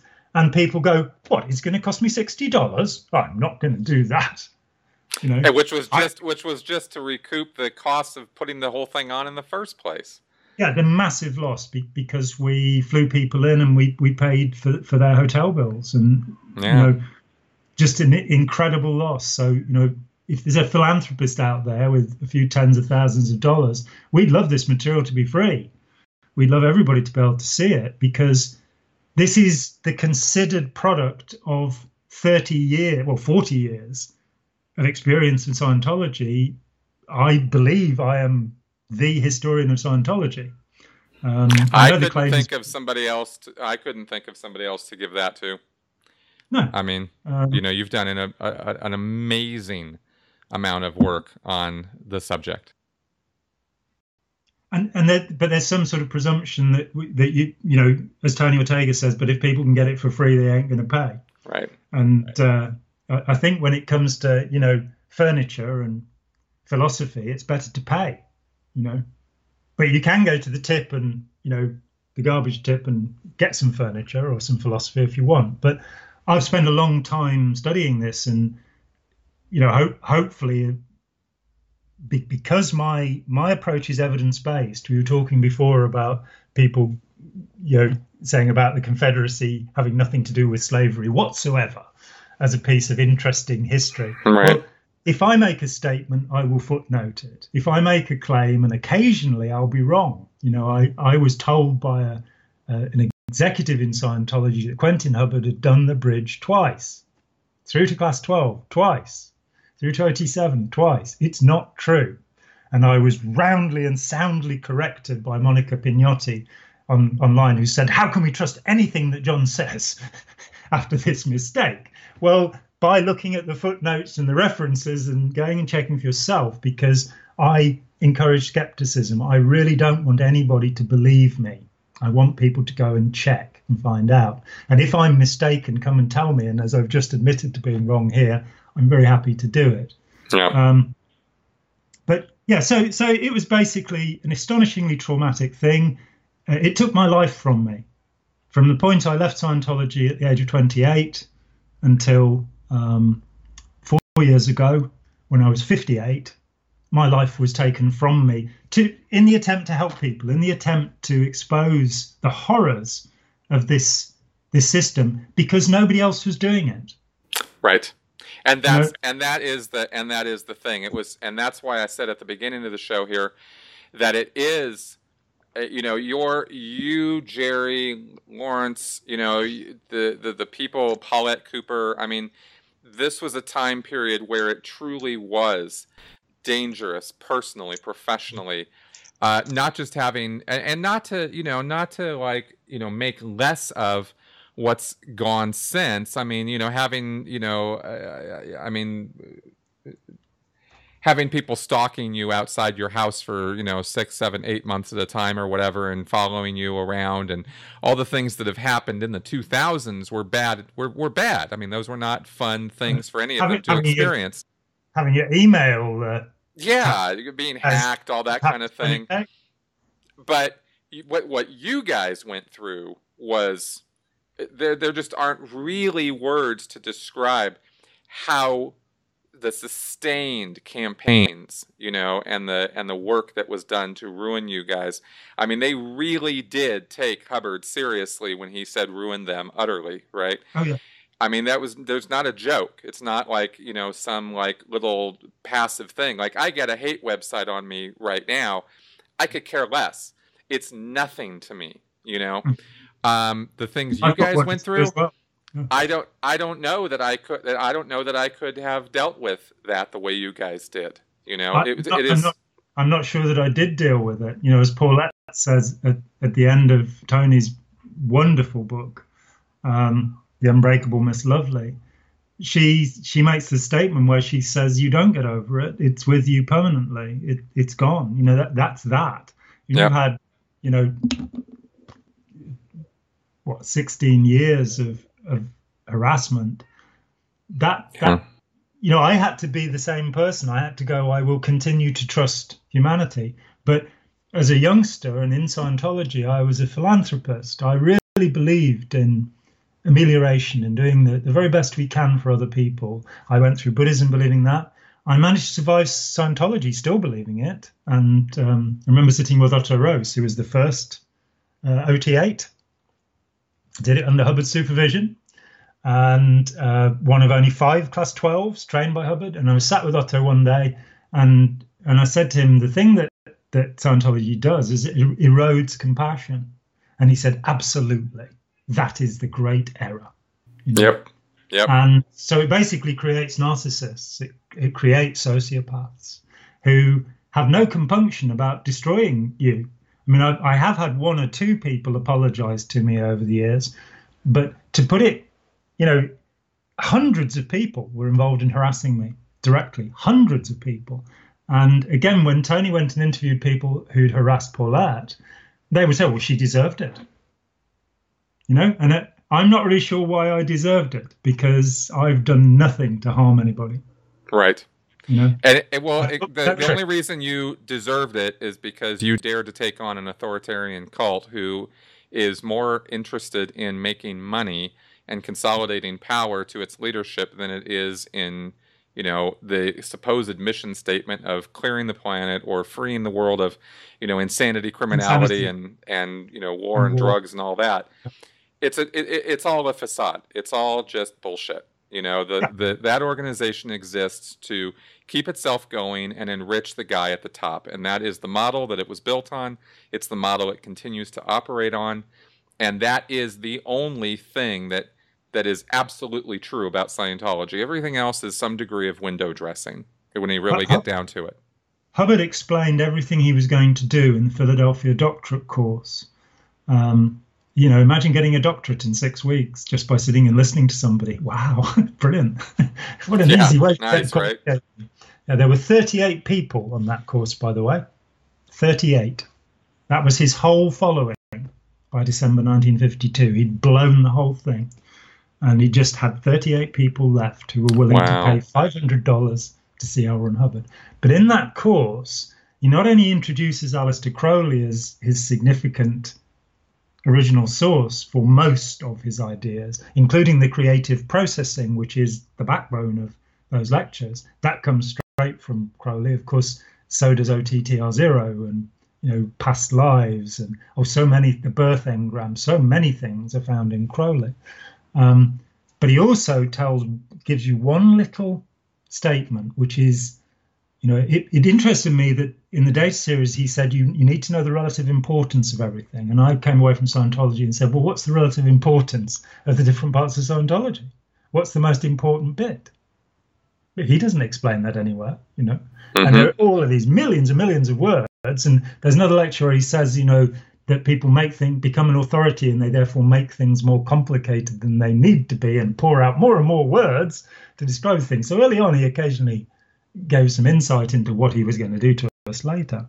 But in this one lecture, he talks about games. And of course, one of the aspects of Scientology is life's a game, tell that to somebody who's been to Auschwitz, and he says, you have the game maker, the player, and the pieces. And this is the most thorough explanation of Scientology ever given. The game maker doesn't need to follow the rules. So Hubbard could be a multiple drug abuser. Who cares? The player needs to hide the rules from the pieces. And David Miscavige is the player. I think that everybody else, and Miscavige himself maybe too, but everybody else is innocent. They are, and the closer you get to the top, when you get to Heber and Mark Yeager and people, they've got to have seen it. They've got to be complicit. But let me give you a bizarre comparison here. there's a documentary called Himmler, the Decent One. And I recommend it to everybody. This guy was the head of the Schutzstaffen, the SS. He ran the death camps, not just the concentration camps. And the documentary, every word in it was spoken or written by Himmler. There is no commentary. And in it, you get him agonizing over how the poor, soldiers are dealing with what they're having to do to cleanse the world of, Romanies and Jews and blacks and communists and all of that. He writes these really quite compassionate things. And you get this bizarre idea going, well, what about in Scientology, where the people they want are the empaths, those of us who care about other people. And what they do is weaponize them. Mm-hmm. Tell them that the good of the cause is such, we've got to annihilate all Romanies and all Jews for the good of humanity, because they're vermin, they're fleas, they're rats, the words that the Nazis used about the Russians and the Jews. Once you've got an empath and you've got them focused, and most Scientologists, look at somebody like Jeff Hawkins. You couldn't, or Hannah Whitfield, you couldn't want for nicer people than these people. That's right. They're lovely people. You're quite nice too. Sometimes, Sometimes. But no, really, so many Scientologists are weaponized empaths.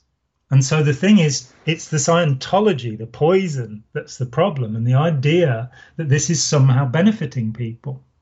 That's right.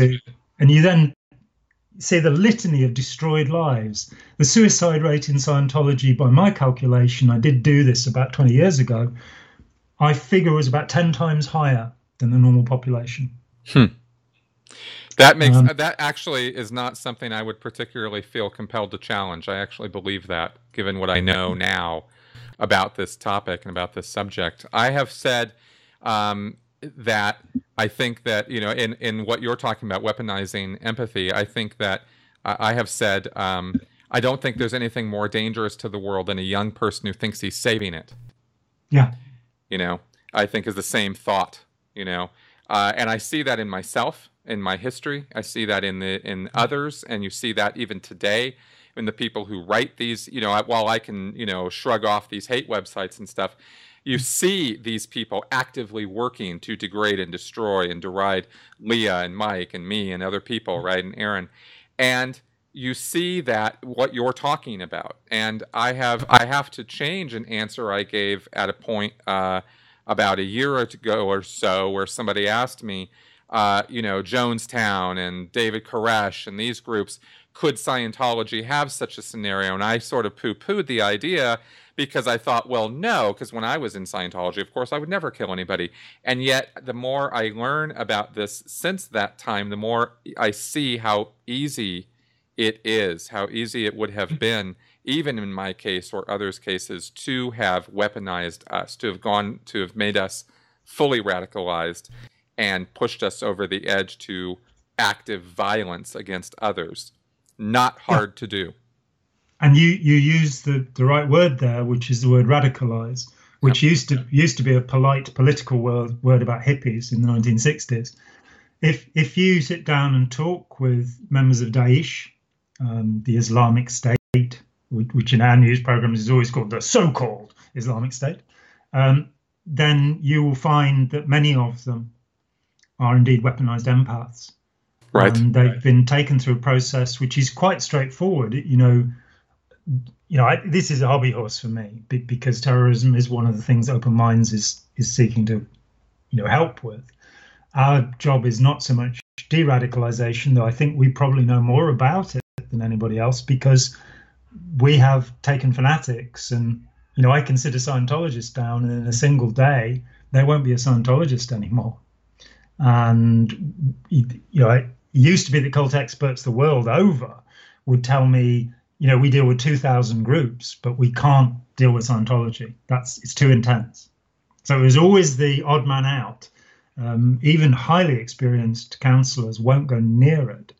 But I could sit down and in a day take somebody through the information. And so the same thing has been done occasionally with Islamist terrorists. Yes. Nasir Abbas is the most incredible example in Indonesia, who was one of, I think it's Al Jamilaya. My Arabic is not very good, and I apologize for that. But they were responsible for the two Bali bombings, and they captured Nasir Abbas.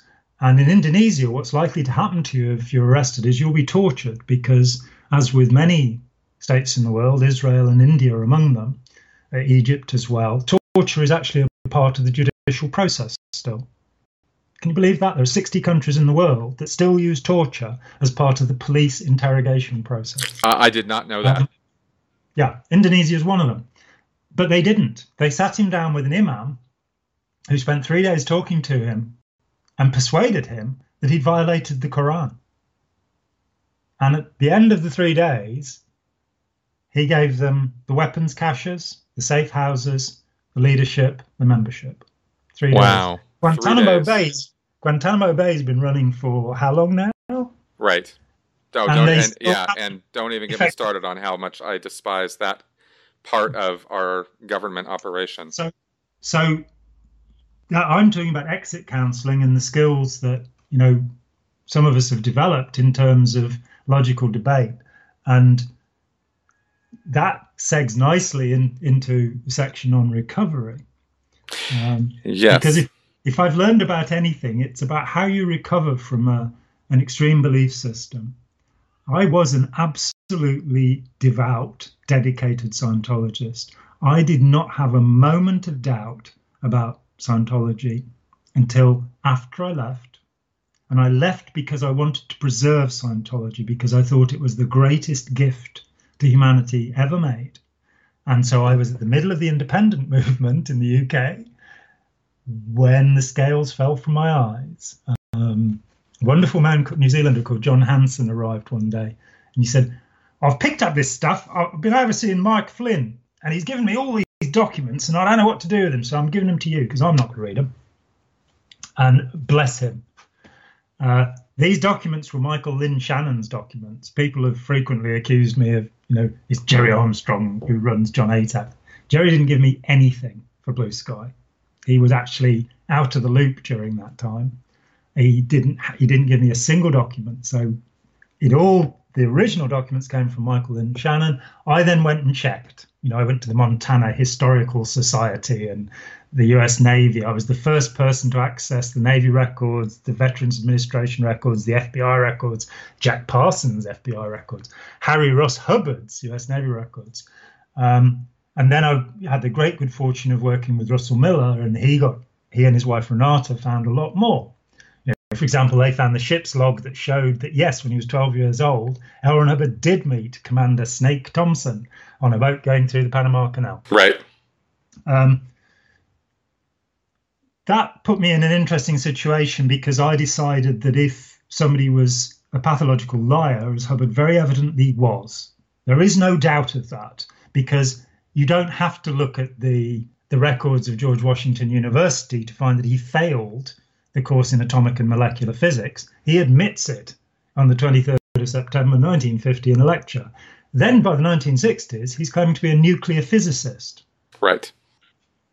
So, and of course, the famous World War II, crippled and blind at the end of World War II, I faced a non-existent future, abandoned by family and friends. I had with physical injuries to hip and back. Now, I love that word physical.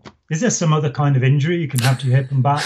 Or are we listening to somebody who's a fabulist and is trying to convince us? Right. Physical injuries to hip and back. And blind, we find. Crippled and blinded. I know. He definitely told tall tales. But... Well, let me finish that thought. Yeah. That's in 65. In 57, in a professional auditor's bulletin called Communication and Isness, he talks about beating up 3 petty officers in Hollywood. Yes. July the 25th, 2 weeks before World War II ended. So one of those statements is a lie. Once I'd realized he was a liar, I didn't trust him anymore. And it shocked me that 99% of Scientologists still did. Right. And this is the beginning of, we could call it recovery, or we could call it learning humility. Let's call it that. Let's say that as long as that's a great way of putting it. I really like that. I really like that. Yeah, that just kind of reframes the whole thing in a really good way. Yeah. The biggest mistake a human being can make is to go, I'm right. What I believe is right. And the obstacle that you have, and the reason that I was able to talk to somebody and in a day show them that they could change their mind, and that, they would then decide to change their mind, was because I understood that there is only one hurdle. And that is whether you're allowed to think about something or not.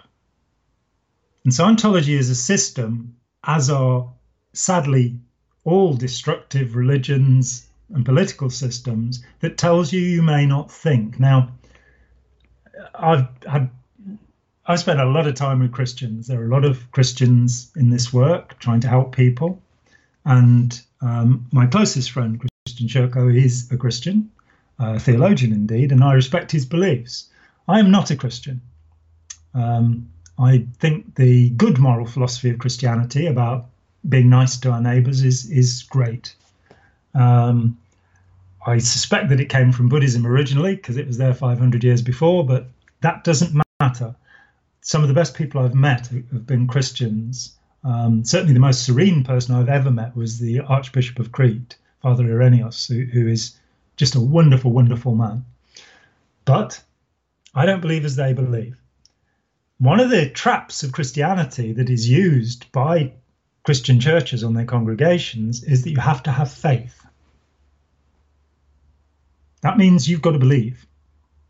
Just believe. Now, there's a curious little story in the Gospels, and this is after Jesus rises from the dead. There is the curiosity that nobody seems to recognize him, which, given he's only been gone for 3 days, is a bit startling. Mary Magdalene doesn't recognize him. Peter and Barnabas, who meet him at the hot springs, not Gilman Hot Springs, but the hot springs, they don't recognize him. Doubting Thomas is the important one, though, for this argument. Doubting Thomas doesn't recognize Jesus. He's been his disciple for however long, and he doesn't recognize him.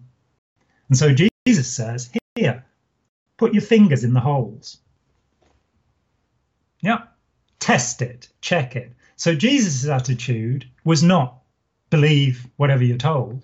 He allowed people to test and check things. So I want to say that as a basic underlying notion. When you sit down with somebody, you can go two ways. You can have an argument with them, or you can have a discussion with them. Now, I don't like arguments. They upset me. It's just the way I am. I don't like it when people get upset. I feel I have to do something to try and make them feel better. And I don't see the point of argument. It leads to physical violence and warfare, and it's not good for us.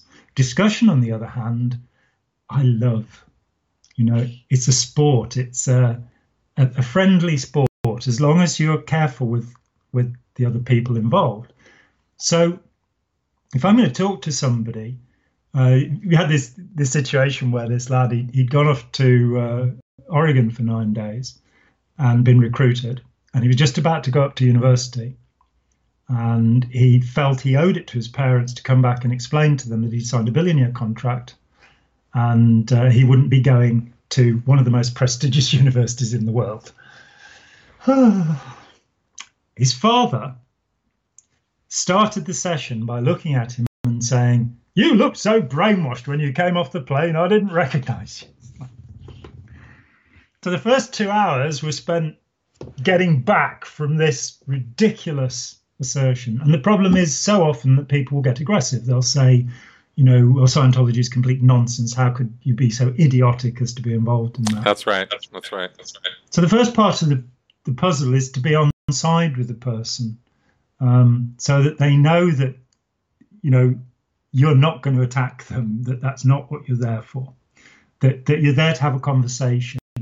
And so the position that you take is, I'm here so that you can explain your views to your mum, your friend, whoever else has come into the room. But I'm on your side to help you do that. because they've got this idea of what's happened to you, and it isn't what's happened to you. It genuinely isn't what's happened to you. So you get on side.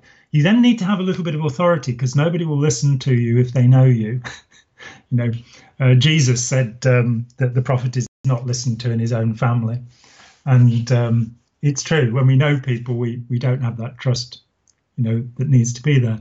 For me, that was a matter of very quickly, just saying a few things about Ron Hubbard that they wouldn't know. And it varied from one person to another. But one of them was saying to this guy, well, and I was honest. Yes, I did OT5. That's the first way you get authority with a Scientologist. It's like, and it's a load of rubbish. No, I did OT5, and I'm not intending to do any more. I used to say this, and it got a puzzled look. And I say, because I've become fascinated by the story of Ron Hubbard and Scientology. I've spent my time doing that. And do you know about the Hubbard Archive? No, I don't know about the Hubbard Archive. At that time, people didn't. I don't know if they do now. I said, well, you see, I've had access to material in the Hubbard Archive about his incredible and fascinating life. So did you know, for example, that his oldest son, by his third marriage to Mary Sue, Quentin, who was a class 12 and full OT7, they used to say full OT7 in those days, he was gay and he committed suicide. And you leave that there and you go off and you deal with other material.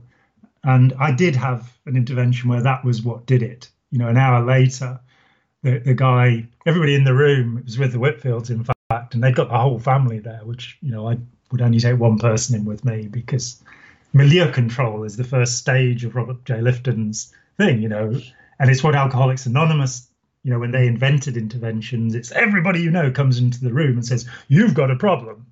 I don't like that approach.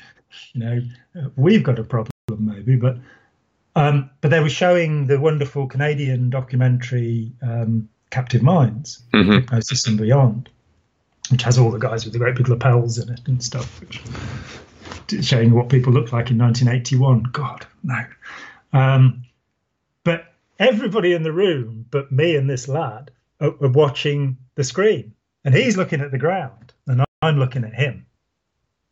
And eventually he looks up and he says, is it true that Hubbard's son committed suicide?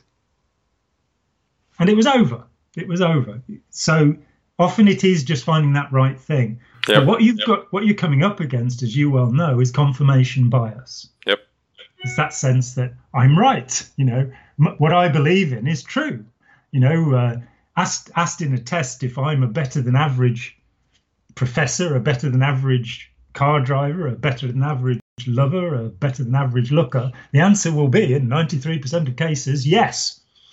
Exactly, because, even though 43% of them are dead wrong. Yeah, absolutely. That's right. Absolutely. Probably about 87%, frankly, looking at them, in the last 1.25 trillion years. So the first thing is that hurdle of confirmation bias, that we tend to reject information that doesn't agree with what we think. And so if you're going to have a discussion with somebody, you have to avoid the conflicting evidence. You don't go in saying, oh, you see, he claimed to be a war hero and he wasn't. You have to go in sideways.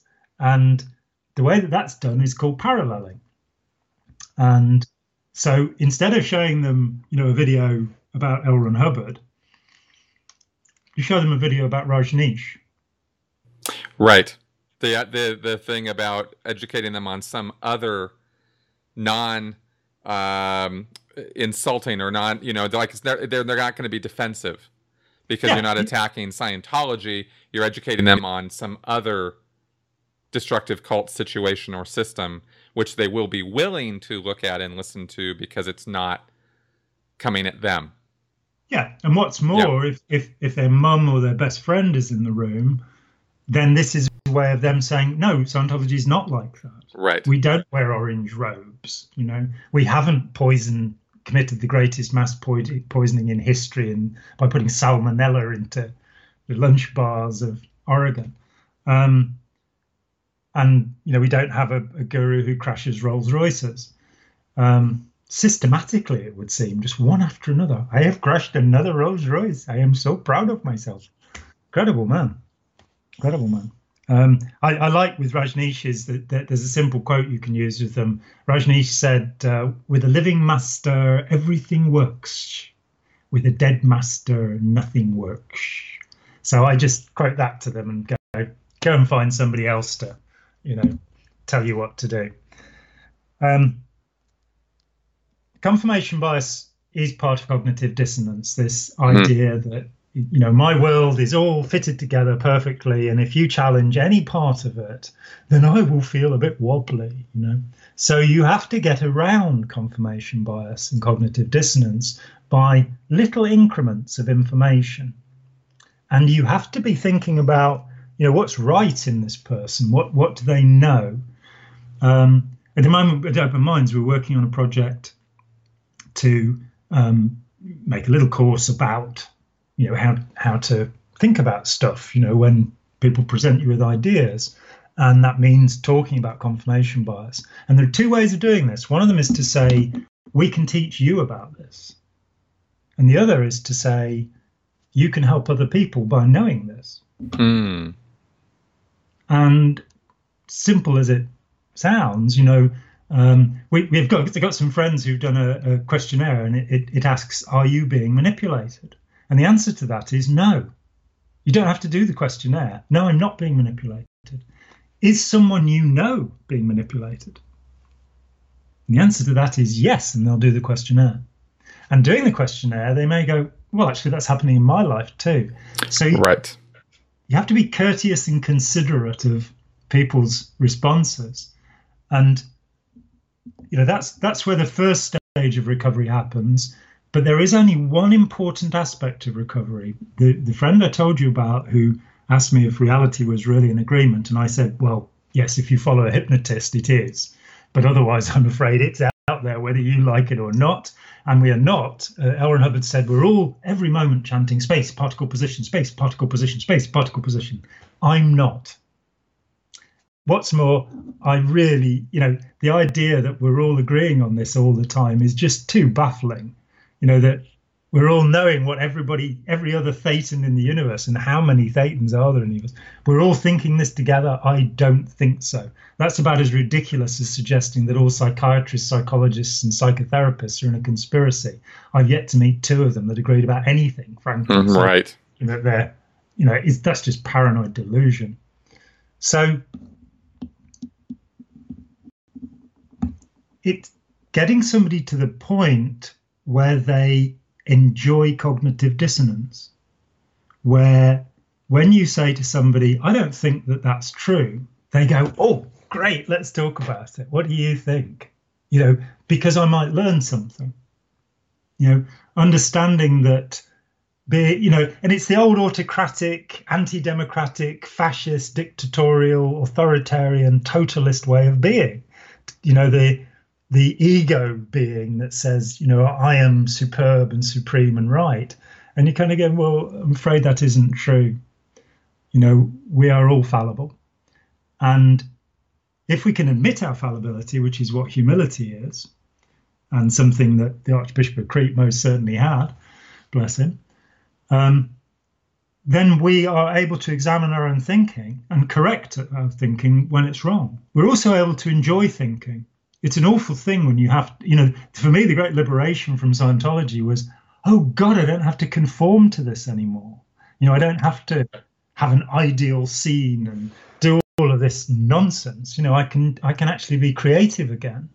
I can have thoughts that other people haven't had. Nibs Hubbard said of his father that Scientology works, but not.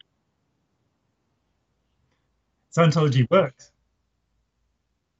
Scientology works, but not as L. Ron Hubbard says it works, as L. Ron Hubbard intends it to work. And it's a very perceptive comment.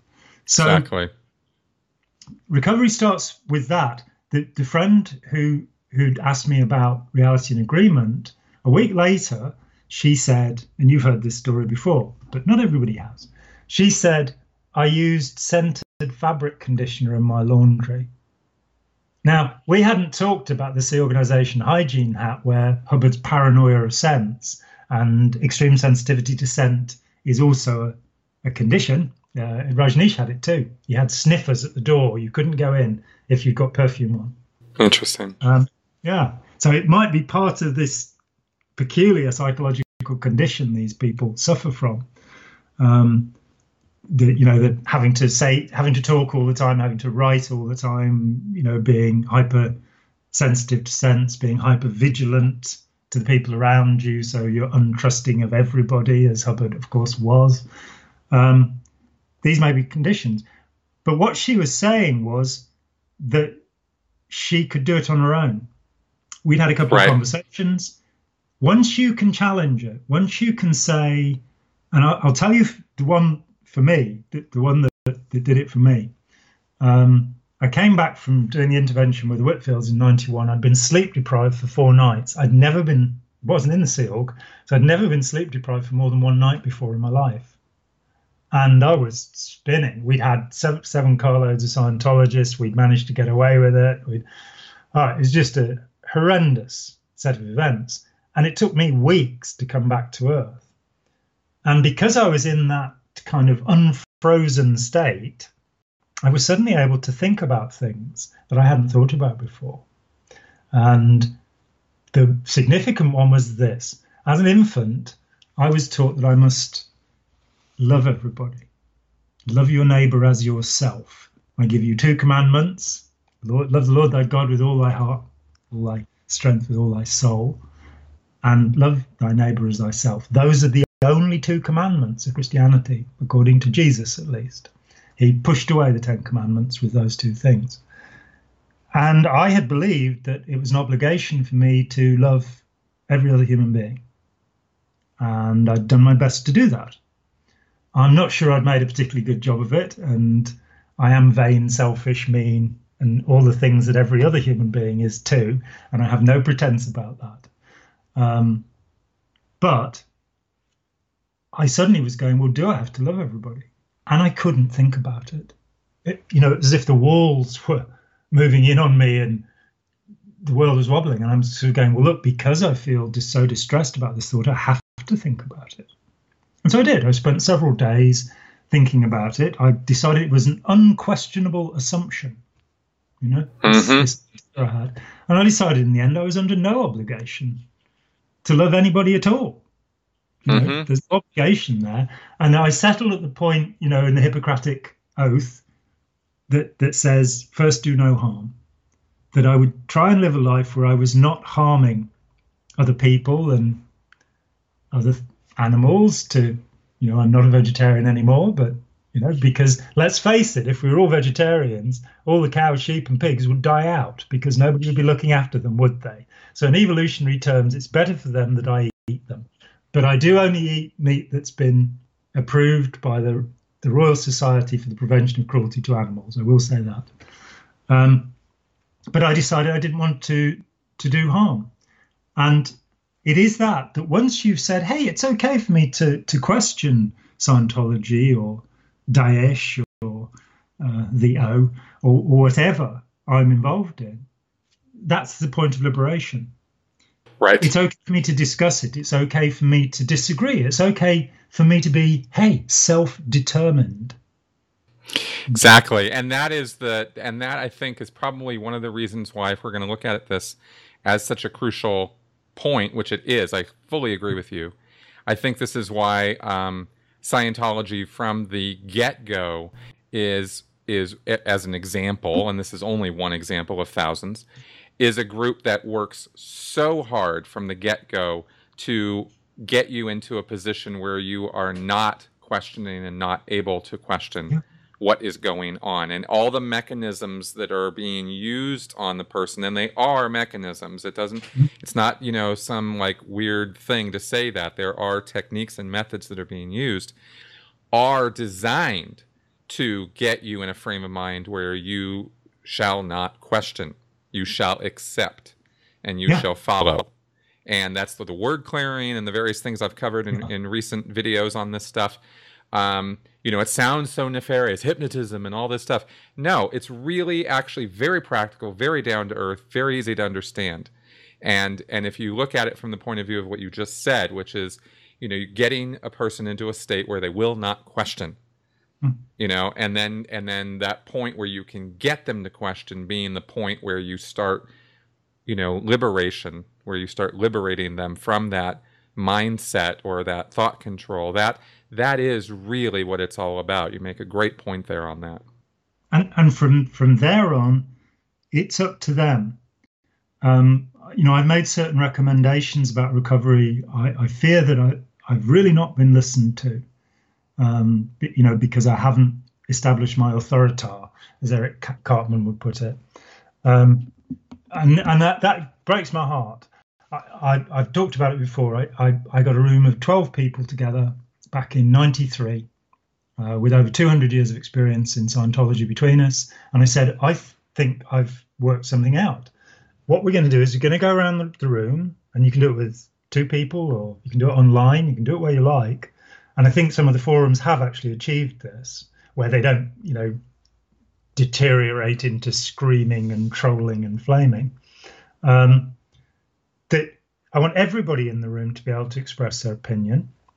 So we'll go from my left, starting at my left. I'm not going to be first. I'm going to be last. I want somebody to say, tell me about a problem that you solved using the 8 dynamics. And we went around, all 12 people in the room, and nobody with over 200 years experience of Scientology, nobody had ever tried to solve a problem using the 8 dynamics, which is how you're meant to solve problems. You're meant to wear, what's good for me, what's good for the wife and kids. And I have to express surprise at that, really. It was amazing. Because I definitely did. So that's fascinating to me. Yeah, but I'd expected that I'd get a conversation from it, and then I'd be able to be clever at the end of it and point out that, one vote for you and 1 vote for all of humanity. 7 billion people get 1 vote in this equation, without going into the details of the dynamics. And what's more, if you believe in God, how could you possibly vote against God? Right. Well, my pet rock likes it. The missus thinks it's good. My cricket club, it's all good. So the thought was, how do I get people to sit and talk about this and talk about the tenets, talk about the beliefs, not about how hurt they feel or their experiences, but say, is it true? Does it work? Take a sentence from Fundamentals of Thought and have a conversation about it. Free and open discussion is the way forward. There are therapists, Rachel Pinney in the UK, for example, who put forward a method of, handling family dissent by letting everybody get to say what they want to say, passing a conch, an object that, you're holding it, you get to speak. And I think that if we encourage children in our schools, rather than to try and absorb all of this information, to actually have conversations, Matthew Lipman's has been called Socrates for 6-year-olds, where the teacher becomes a facilitator. And so you get kids talking about what they think. And I think if we encourage that, rather than the obedience training, or OT, as I like to think of it, that we can change the world. We can really change the world. We have this primitive form of education and communication, which things like the Khan Academy are now overthrowing. And you're getting this wonderful technique called flipping, where the kids watch the videos first, then go into the classroom, and the teacher is there to make sure that the kids who've understood it help the kids who haven't understood it, because the kids who've understood it, their knowledge is so fresh that they know how to share it, whereas the teacher very often doesn't. So this new method of teaching is being proposed by people like Ken Robinson, and which is, or you've got Ira Chaleff's wonderful intelligent disobedience idea that we can teach children to say, no, hang on, I don't understand, rather than, yes, I'll do as you tell me, Right. And it may only get through to 1% of the population, but if just that much of a shift, I believe we can, if there is ever any chance of human beings living in peace, that this is the key to it, that we have to learn how to communicate better and in a friendly fashion. And that is the way we recover. I'm aghast at most forms of so-called counseling, this idea that you sit around for hours and hours and hours being reconstructed by somebody who has a different worldview from you and is going to make you better. Whereas the job is for you yourself. There are some fantastic counselors out there, but they're few and far between. I was talking to a counselor in Holland a few weeks ago, and she said there are only 4 people in Holland, and she's got all the qualifications you could want and has been doing it for 25 years. She said there are only 4 people that she would refer anybody to. Wow. Because so much of it is the counsellors themselves haven't learned how to communicate and how to encourage other people to become what I would call the sovereign self. I borrow the expression from the playwright Dennis Potter, but each of us should be sovereign over ourselves. I'm the guy that makes the decisions for me, and when I mess up, it's my fault.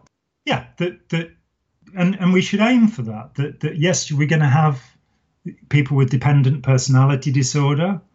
They don't make up a significant proportion of human beings, and we don't need systems like Scientology to make people dependent. We don't need counseling systems that make people dependent. We don't need religions that make people dependent. A good religion, and you will find this in Christianity, Buddhism, Hinduism, Sikhism, Islam, wherever you want to go. I don't know about the Australian Aborigine religions. Maybe they don't, maybe they do. I'm sure they do.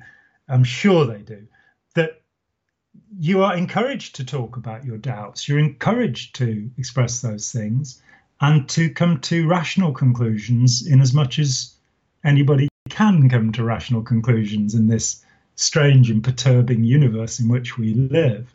Yes. And it coming to that point where it's like with the modern atheism, the militant atheists, that they go around bashing people for believing things. And you go, well, that's really not going to convince that many people.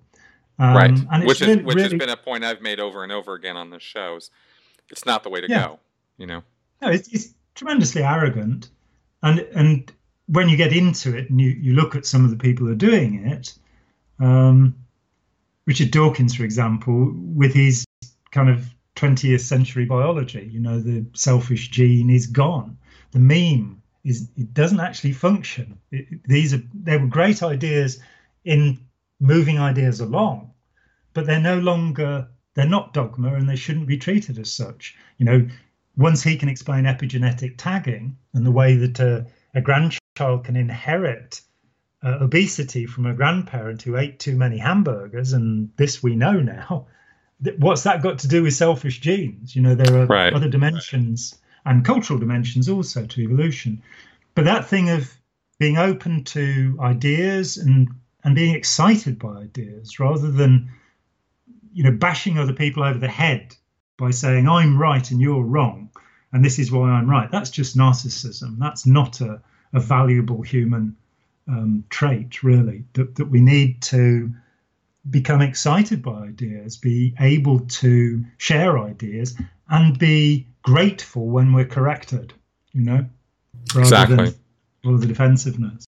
Exactly. I think that's an excellent point that you're making. I think it's very fundamental to to what to do with people in trying to get them out of extremist situations, and then what to do with them when you've gotten them out. How do you help them to shed the nonsense? That has been foisted off on them. The other aspect is trauma, and if somebody has been severely traumatized, they may very well need counseling help. But absolutely, and unfortunately, with a group like Scientology, as Leah's show is showing in this second season, those people exist. That trauma is real, and we're not, and it's not just in the arena of ideas that those people need help, but they need help recovering from those traumatic episodes. Yeah, and coming out of certainly born in a second generation adult, coming away from the group, they need help with how they can get a job and an apartment and exactly where they buy clothes and medical health, and that should I have this thing at the moment. It only occurred to me the other week. I was in Bordeaux at the International Cultic Studies Association conference in June, and this wonderful man called Håkan Jarva, who is an ex-Scientologist. He's quite interesting. He did the whole of the harassment pack, the information full hat, and then the Guardian's office was closed, so he never got to do the practicals, and he left Scientology. And he became a psychologist, and he toured around Sweden with a conjurer, showing children how easy it is to, by sleight of hand or sleight of mind, to trick you into believing something. So he's a fantastic guy. And he said, there are so many damaged Scientologists in Sweden. Would you come and talk to them? And I said, I don't really want to talk about Scientology all that much anymore. But if I can come over and talk about the Open Minds Foundation and what we're trying to do as a preventative against all cults, against toxic relationships, against gangs. We have Robert Orell is on our advisory board, who's one of the leading experts on white supremacism and the skinhead gangs and things of that time, and a wonderful man. If I can come and do that, then I'll give a talk on recovery from Scientology. I'll take any questions that come up from the floor, and then Yuval Law will come with me. He'll give his incredible presentation on awe and fervor, which anybody who's been involved in these groups really, it is so astonishing. How did I get stuck to the thing? Well, it wasn't just reason that happened, and it wasn't just hypnosis or guided imagination, as I prefer to call it.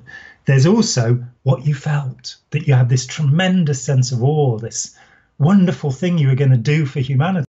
So he'll give his talk, and then, hopefully we'll find some people who want to run an Open Minds Foundation in Sweden, and we'll come home happy. And when I went away from that, I thought, here's something.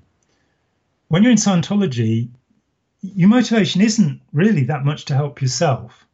For most people, I think it is to help other people. We're empaths. There are the sales people, who are there to rip everybody off. And, had somebody say to me, isn't it great? You can do confessionals, and it means you can do whatever you like to people and then just confess it. And it's like, that's not really my attitude, That's not how this works. Yeah, hopefully, if ethics isn't in, tech won't go in. Well, okay, who cares about that? But it really struck me that we had a goal. We had a desire to save and help other people. And that became what Hubbard calls a failed purpose when we left. We had to give that up too. So one day you're saving the universe, or maybe just the galaxy, I don't know. Depends on the scale of your ambition. And the next day you're in the supermarket wondering if you can afford a bag of potatoes. And I have seen people go into chronic fatigue disorder, or ME, whatever you want to call it, when they left, because their motivation is just gone. And so here's the thing. What we're trying to do is to help humanity, yeah? And you don't have to sign a contract for 1 billion years or promise to uphold and follow command intention. All you have to do is pass on the information that we're making available. Do the sort of thing that you're already doing with your life, Chris, so I don't have to teach you anything about it. But there are ways to actually reach a lot of people and to change the world for the better. And it's that thought of, well, maybe I should be going out and talking to ex-members then, and trying to put over this thought, and maybe 2 or 3 of them will sign up and give us $10 a month, or tweet whatever we're putting on our page and get us out into the society. Because I think the other thing is I see this everywhere now. I'm talking with people in the Radicalization Awareness Network who are trying to do counter-terrorist things. We now have 3 people, I think, on our board who are working there. One of them is also with Amnesty International. We're seeing, I think, an understanding coming up in the world that we don't want these authoritarian regimes. We don't want bullies, selfish bullies who are building up fortunes for themselves and have no care whatsoever for us. We want democracy. We want equality. You know, I think we're in the post-feminist age where we want equalism. We don't want women slagging off men, and we don't want men slagging off women. We want to be equal. And that's a promise that was written into the American Constitution. It's a promise that probably started with the Commonwealth in the 17th century, after the Civil War in England. This idea of, you know, people power and us all having rights and a say. You know, you have the incredible Bill of Rights, still one of the most remarkable documents. Then you have the Declaration of Human Rights, the United Nations Declaration. These are things that we should be doing. I am absolutely shocked to know that there are 13 million people in slavery in India. In the world, there are 35, according to the United Nations, 35 million. We had a thing here where the National Crime Agency 2 weeks ago said that their estimates of 4 years ago that there were 10 to 14,000 slaves in Britain were vastly wrong. There are far more. And that what's more, many of the people who are in slavery don't realize it.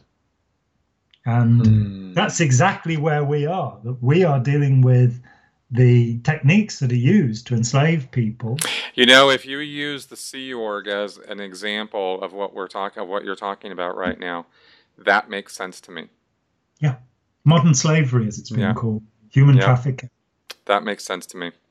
Wow. All right. Well, I am.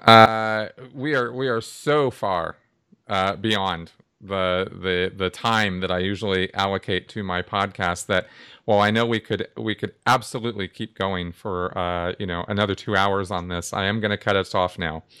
Just 2 hours? Just 2 hours? I know, right? But as usual and as always, very, very fascinating. And so many facts sprinkled in with all the other points that we've been making here in this talk.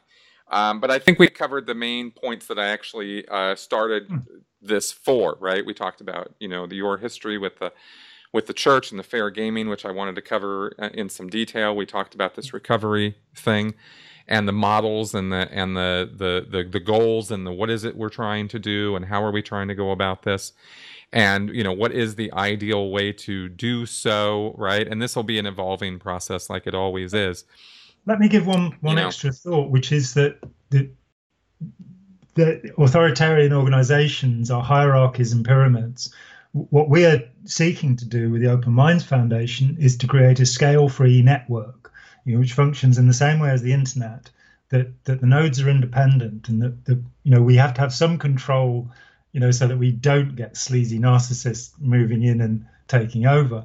But the idea is we're all equal, we're all contributing, and every contribution is really, really welcome. And you don't have to sign any contracts. You don't have to give away your next 700,000 lifetimes to do this, or indeed the next 7 minutes. It's just pushing this thing forward into the society to make the world a better place. And I think we can do it. I think we need to do it rather quickly. I think we can do it. I agree on all counts. Okay, Jon. Well, thank you again for taking the time to lay all this stuff out for us. And for those of you who have been watching and listening, I hope this has been as fascinating to you as it has been to me on some of these topics. Please leave any comments, questions, feedback, good, bad, or sideways in the comments at my YouTube channel or at sensiblyspeaking.com. And we will see those and check it out and see where we go from here as far as future episodes with Jon. Again, Jon, thanks a lot. Always a pleasure, Chris. Always a pleasure. All right. Goodbye, guys. Talk to you later.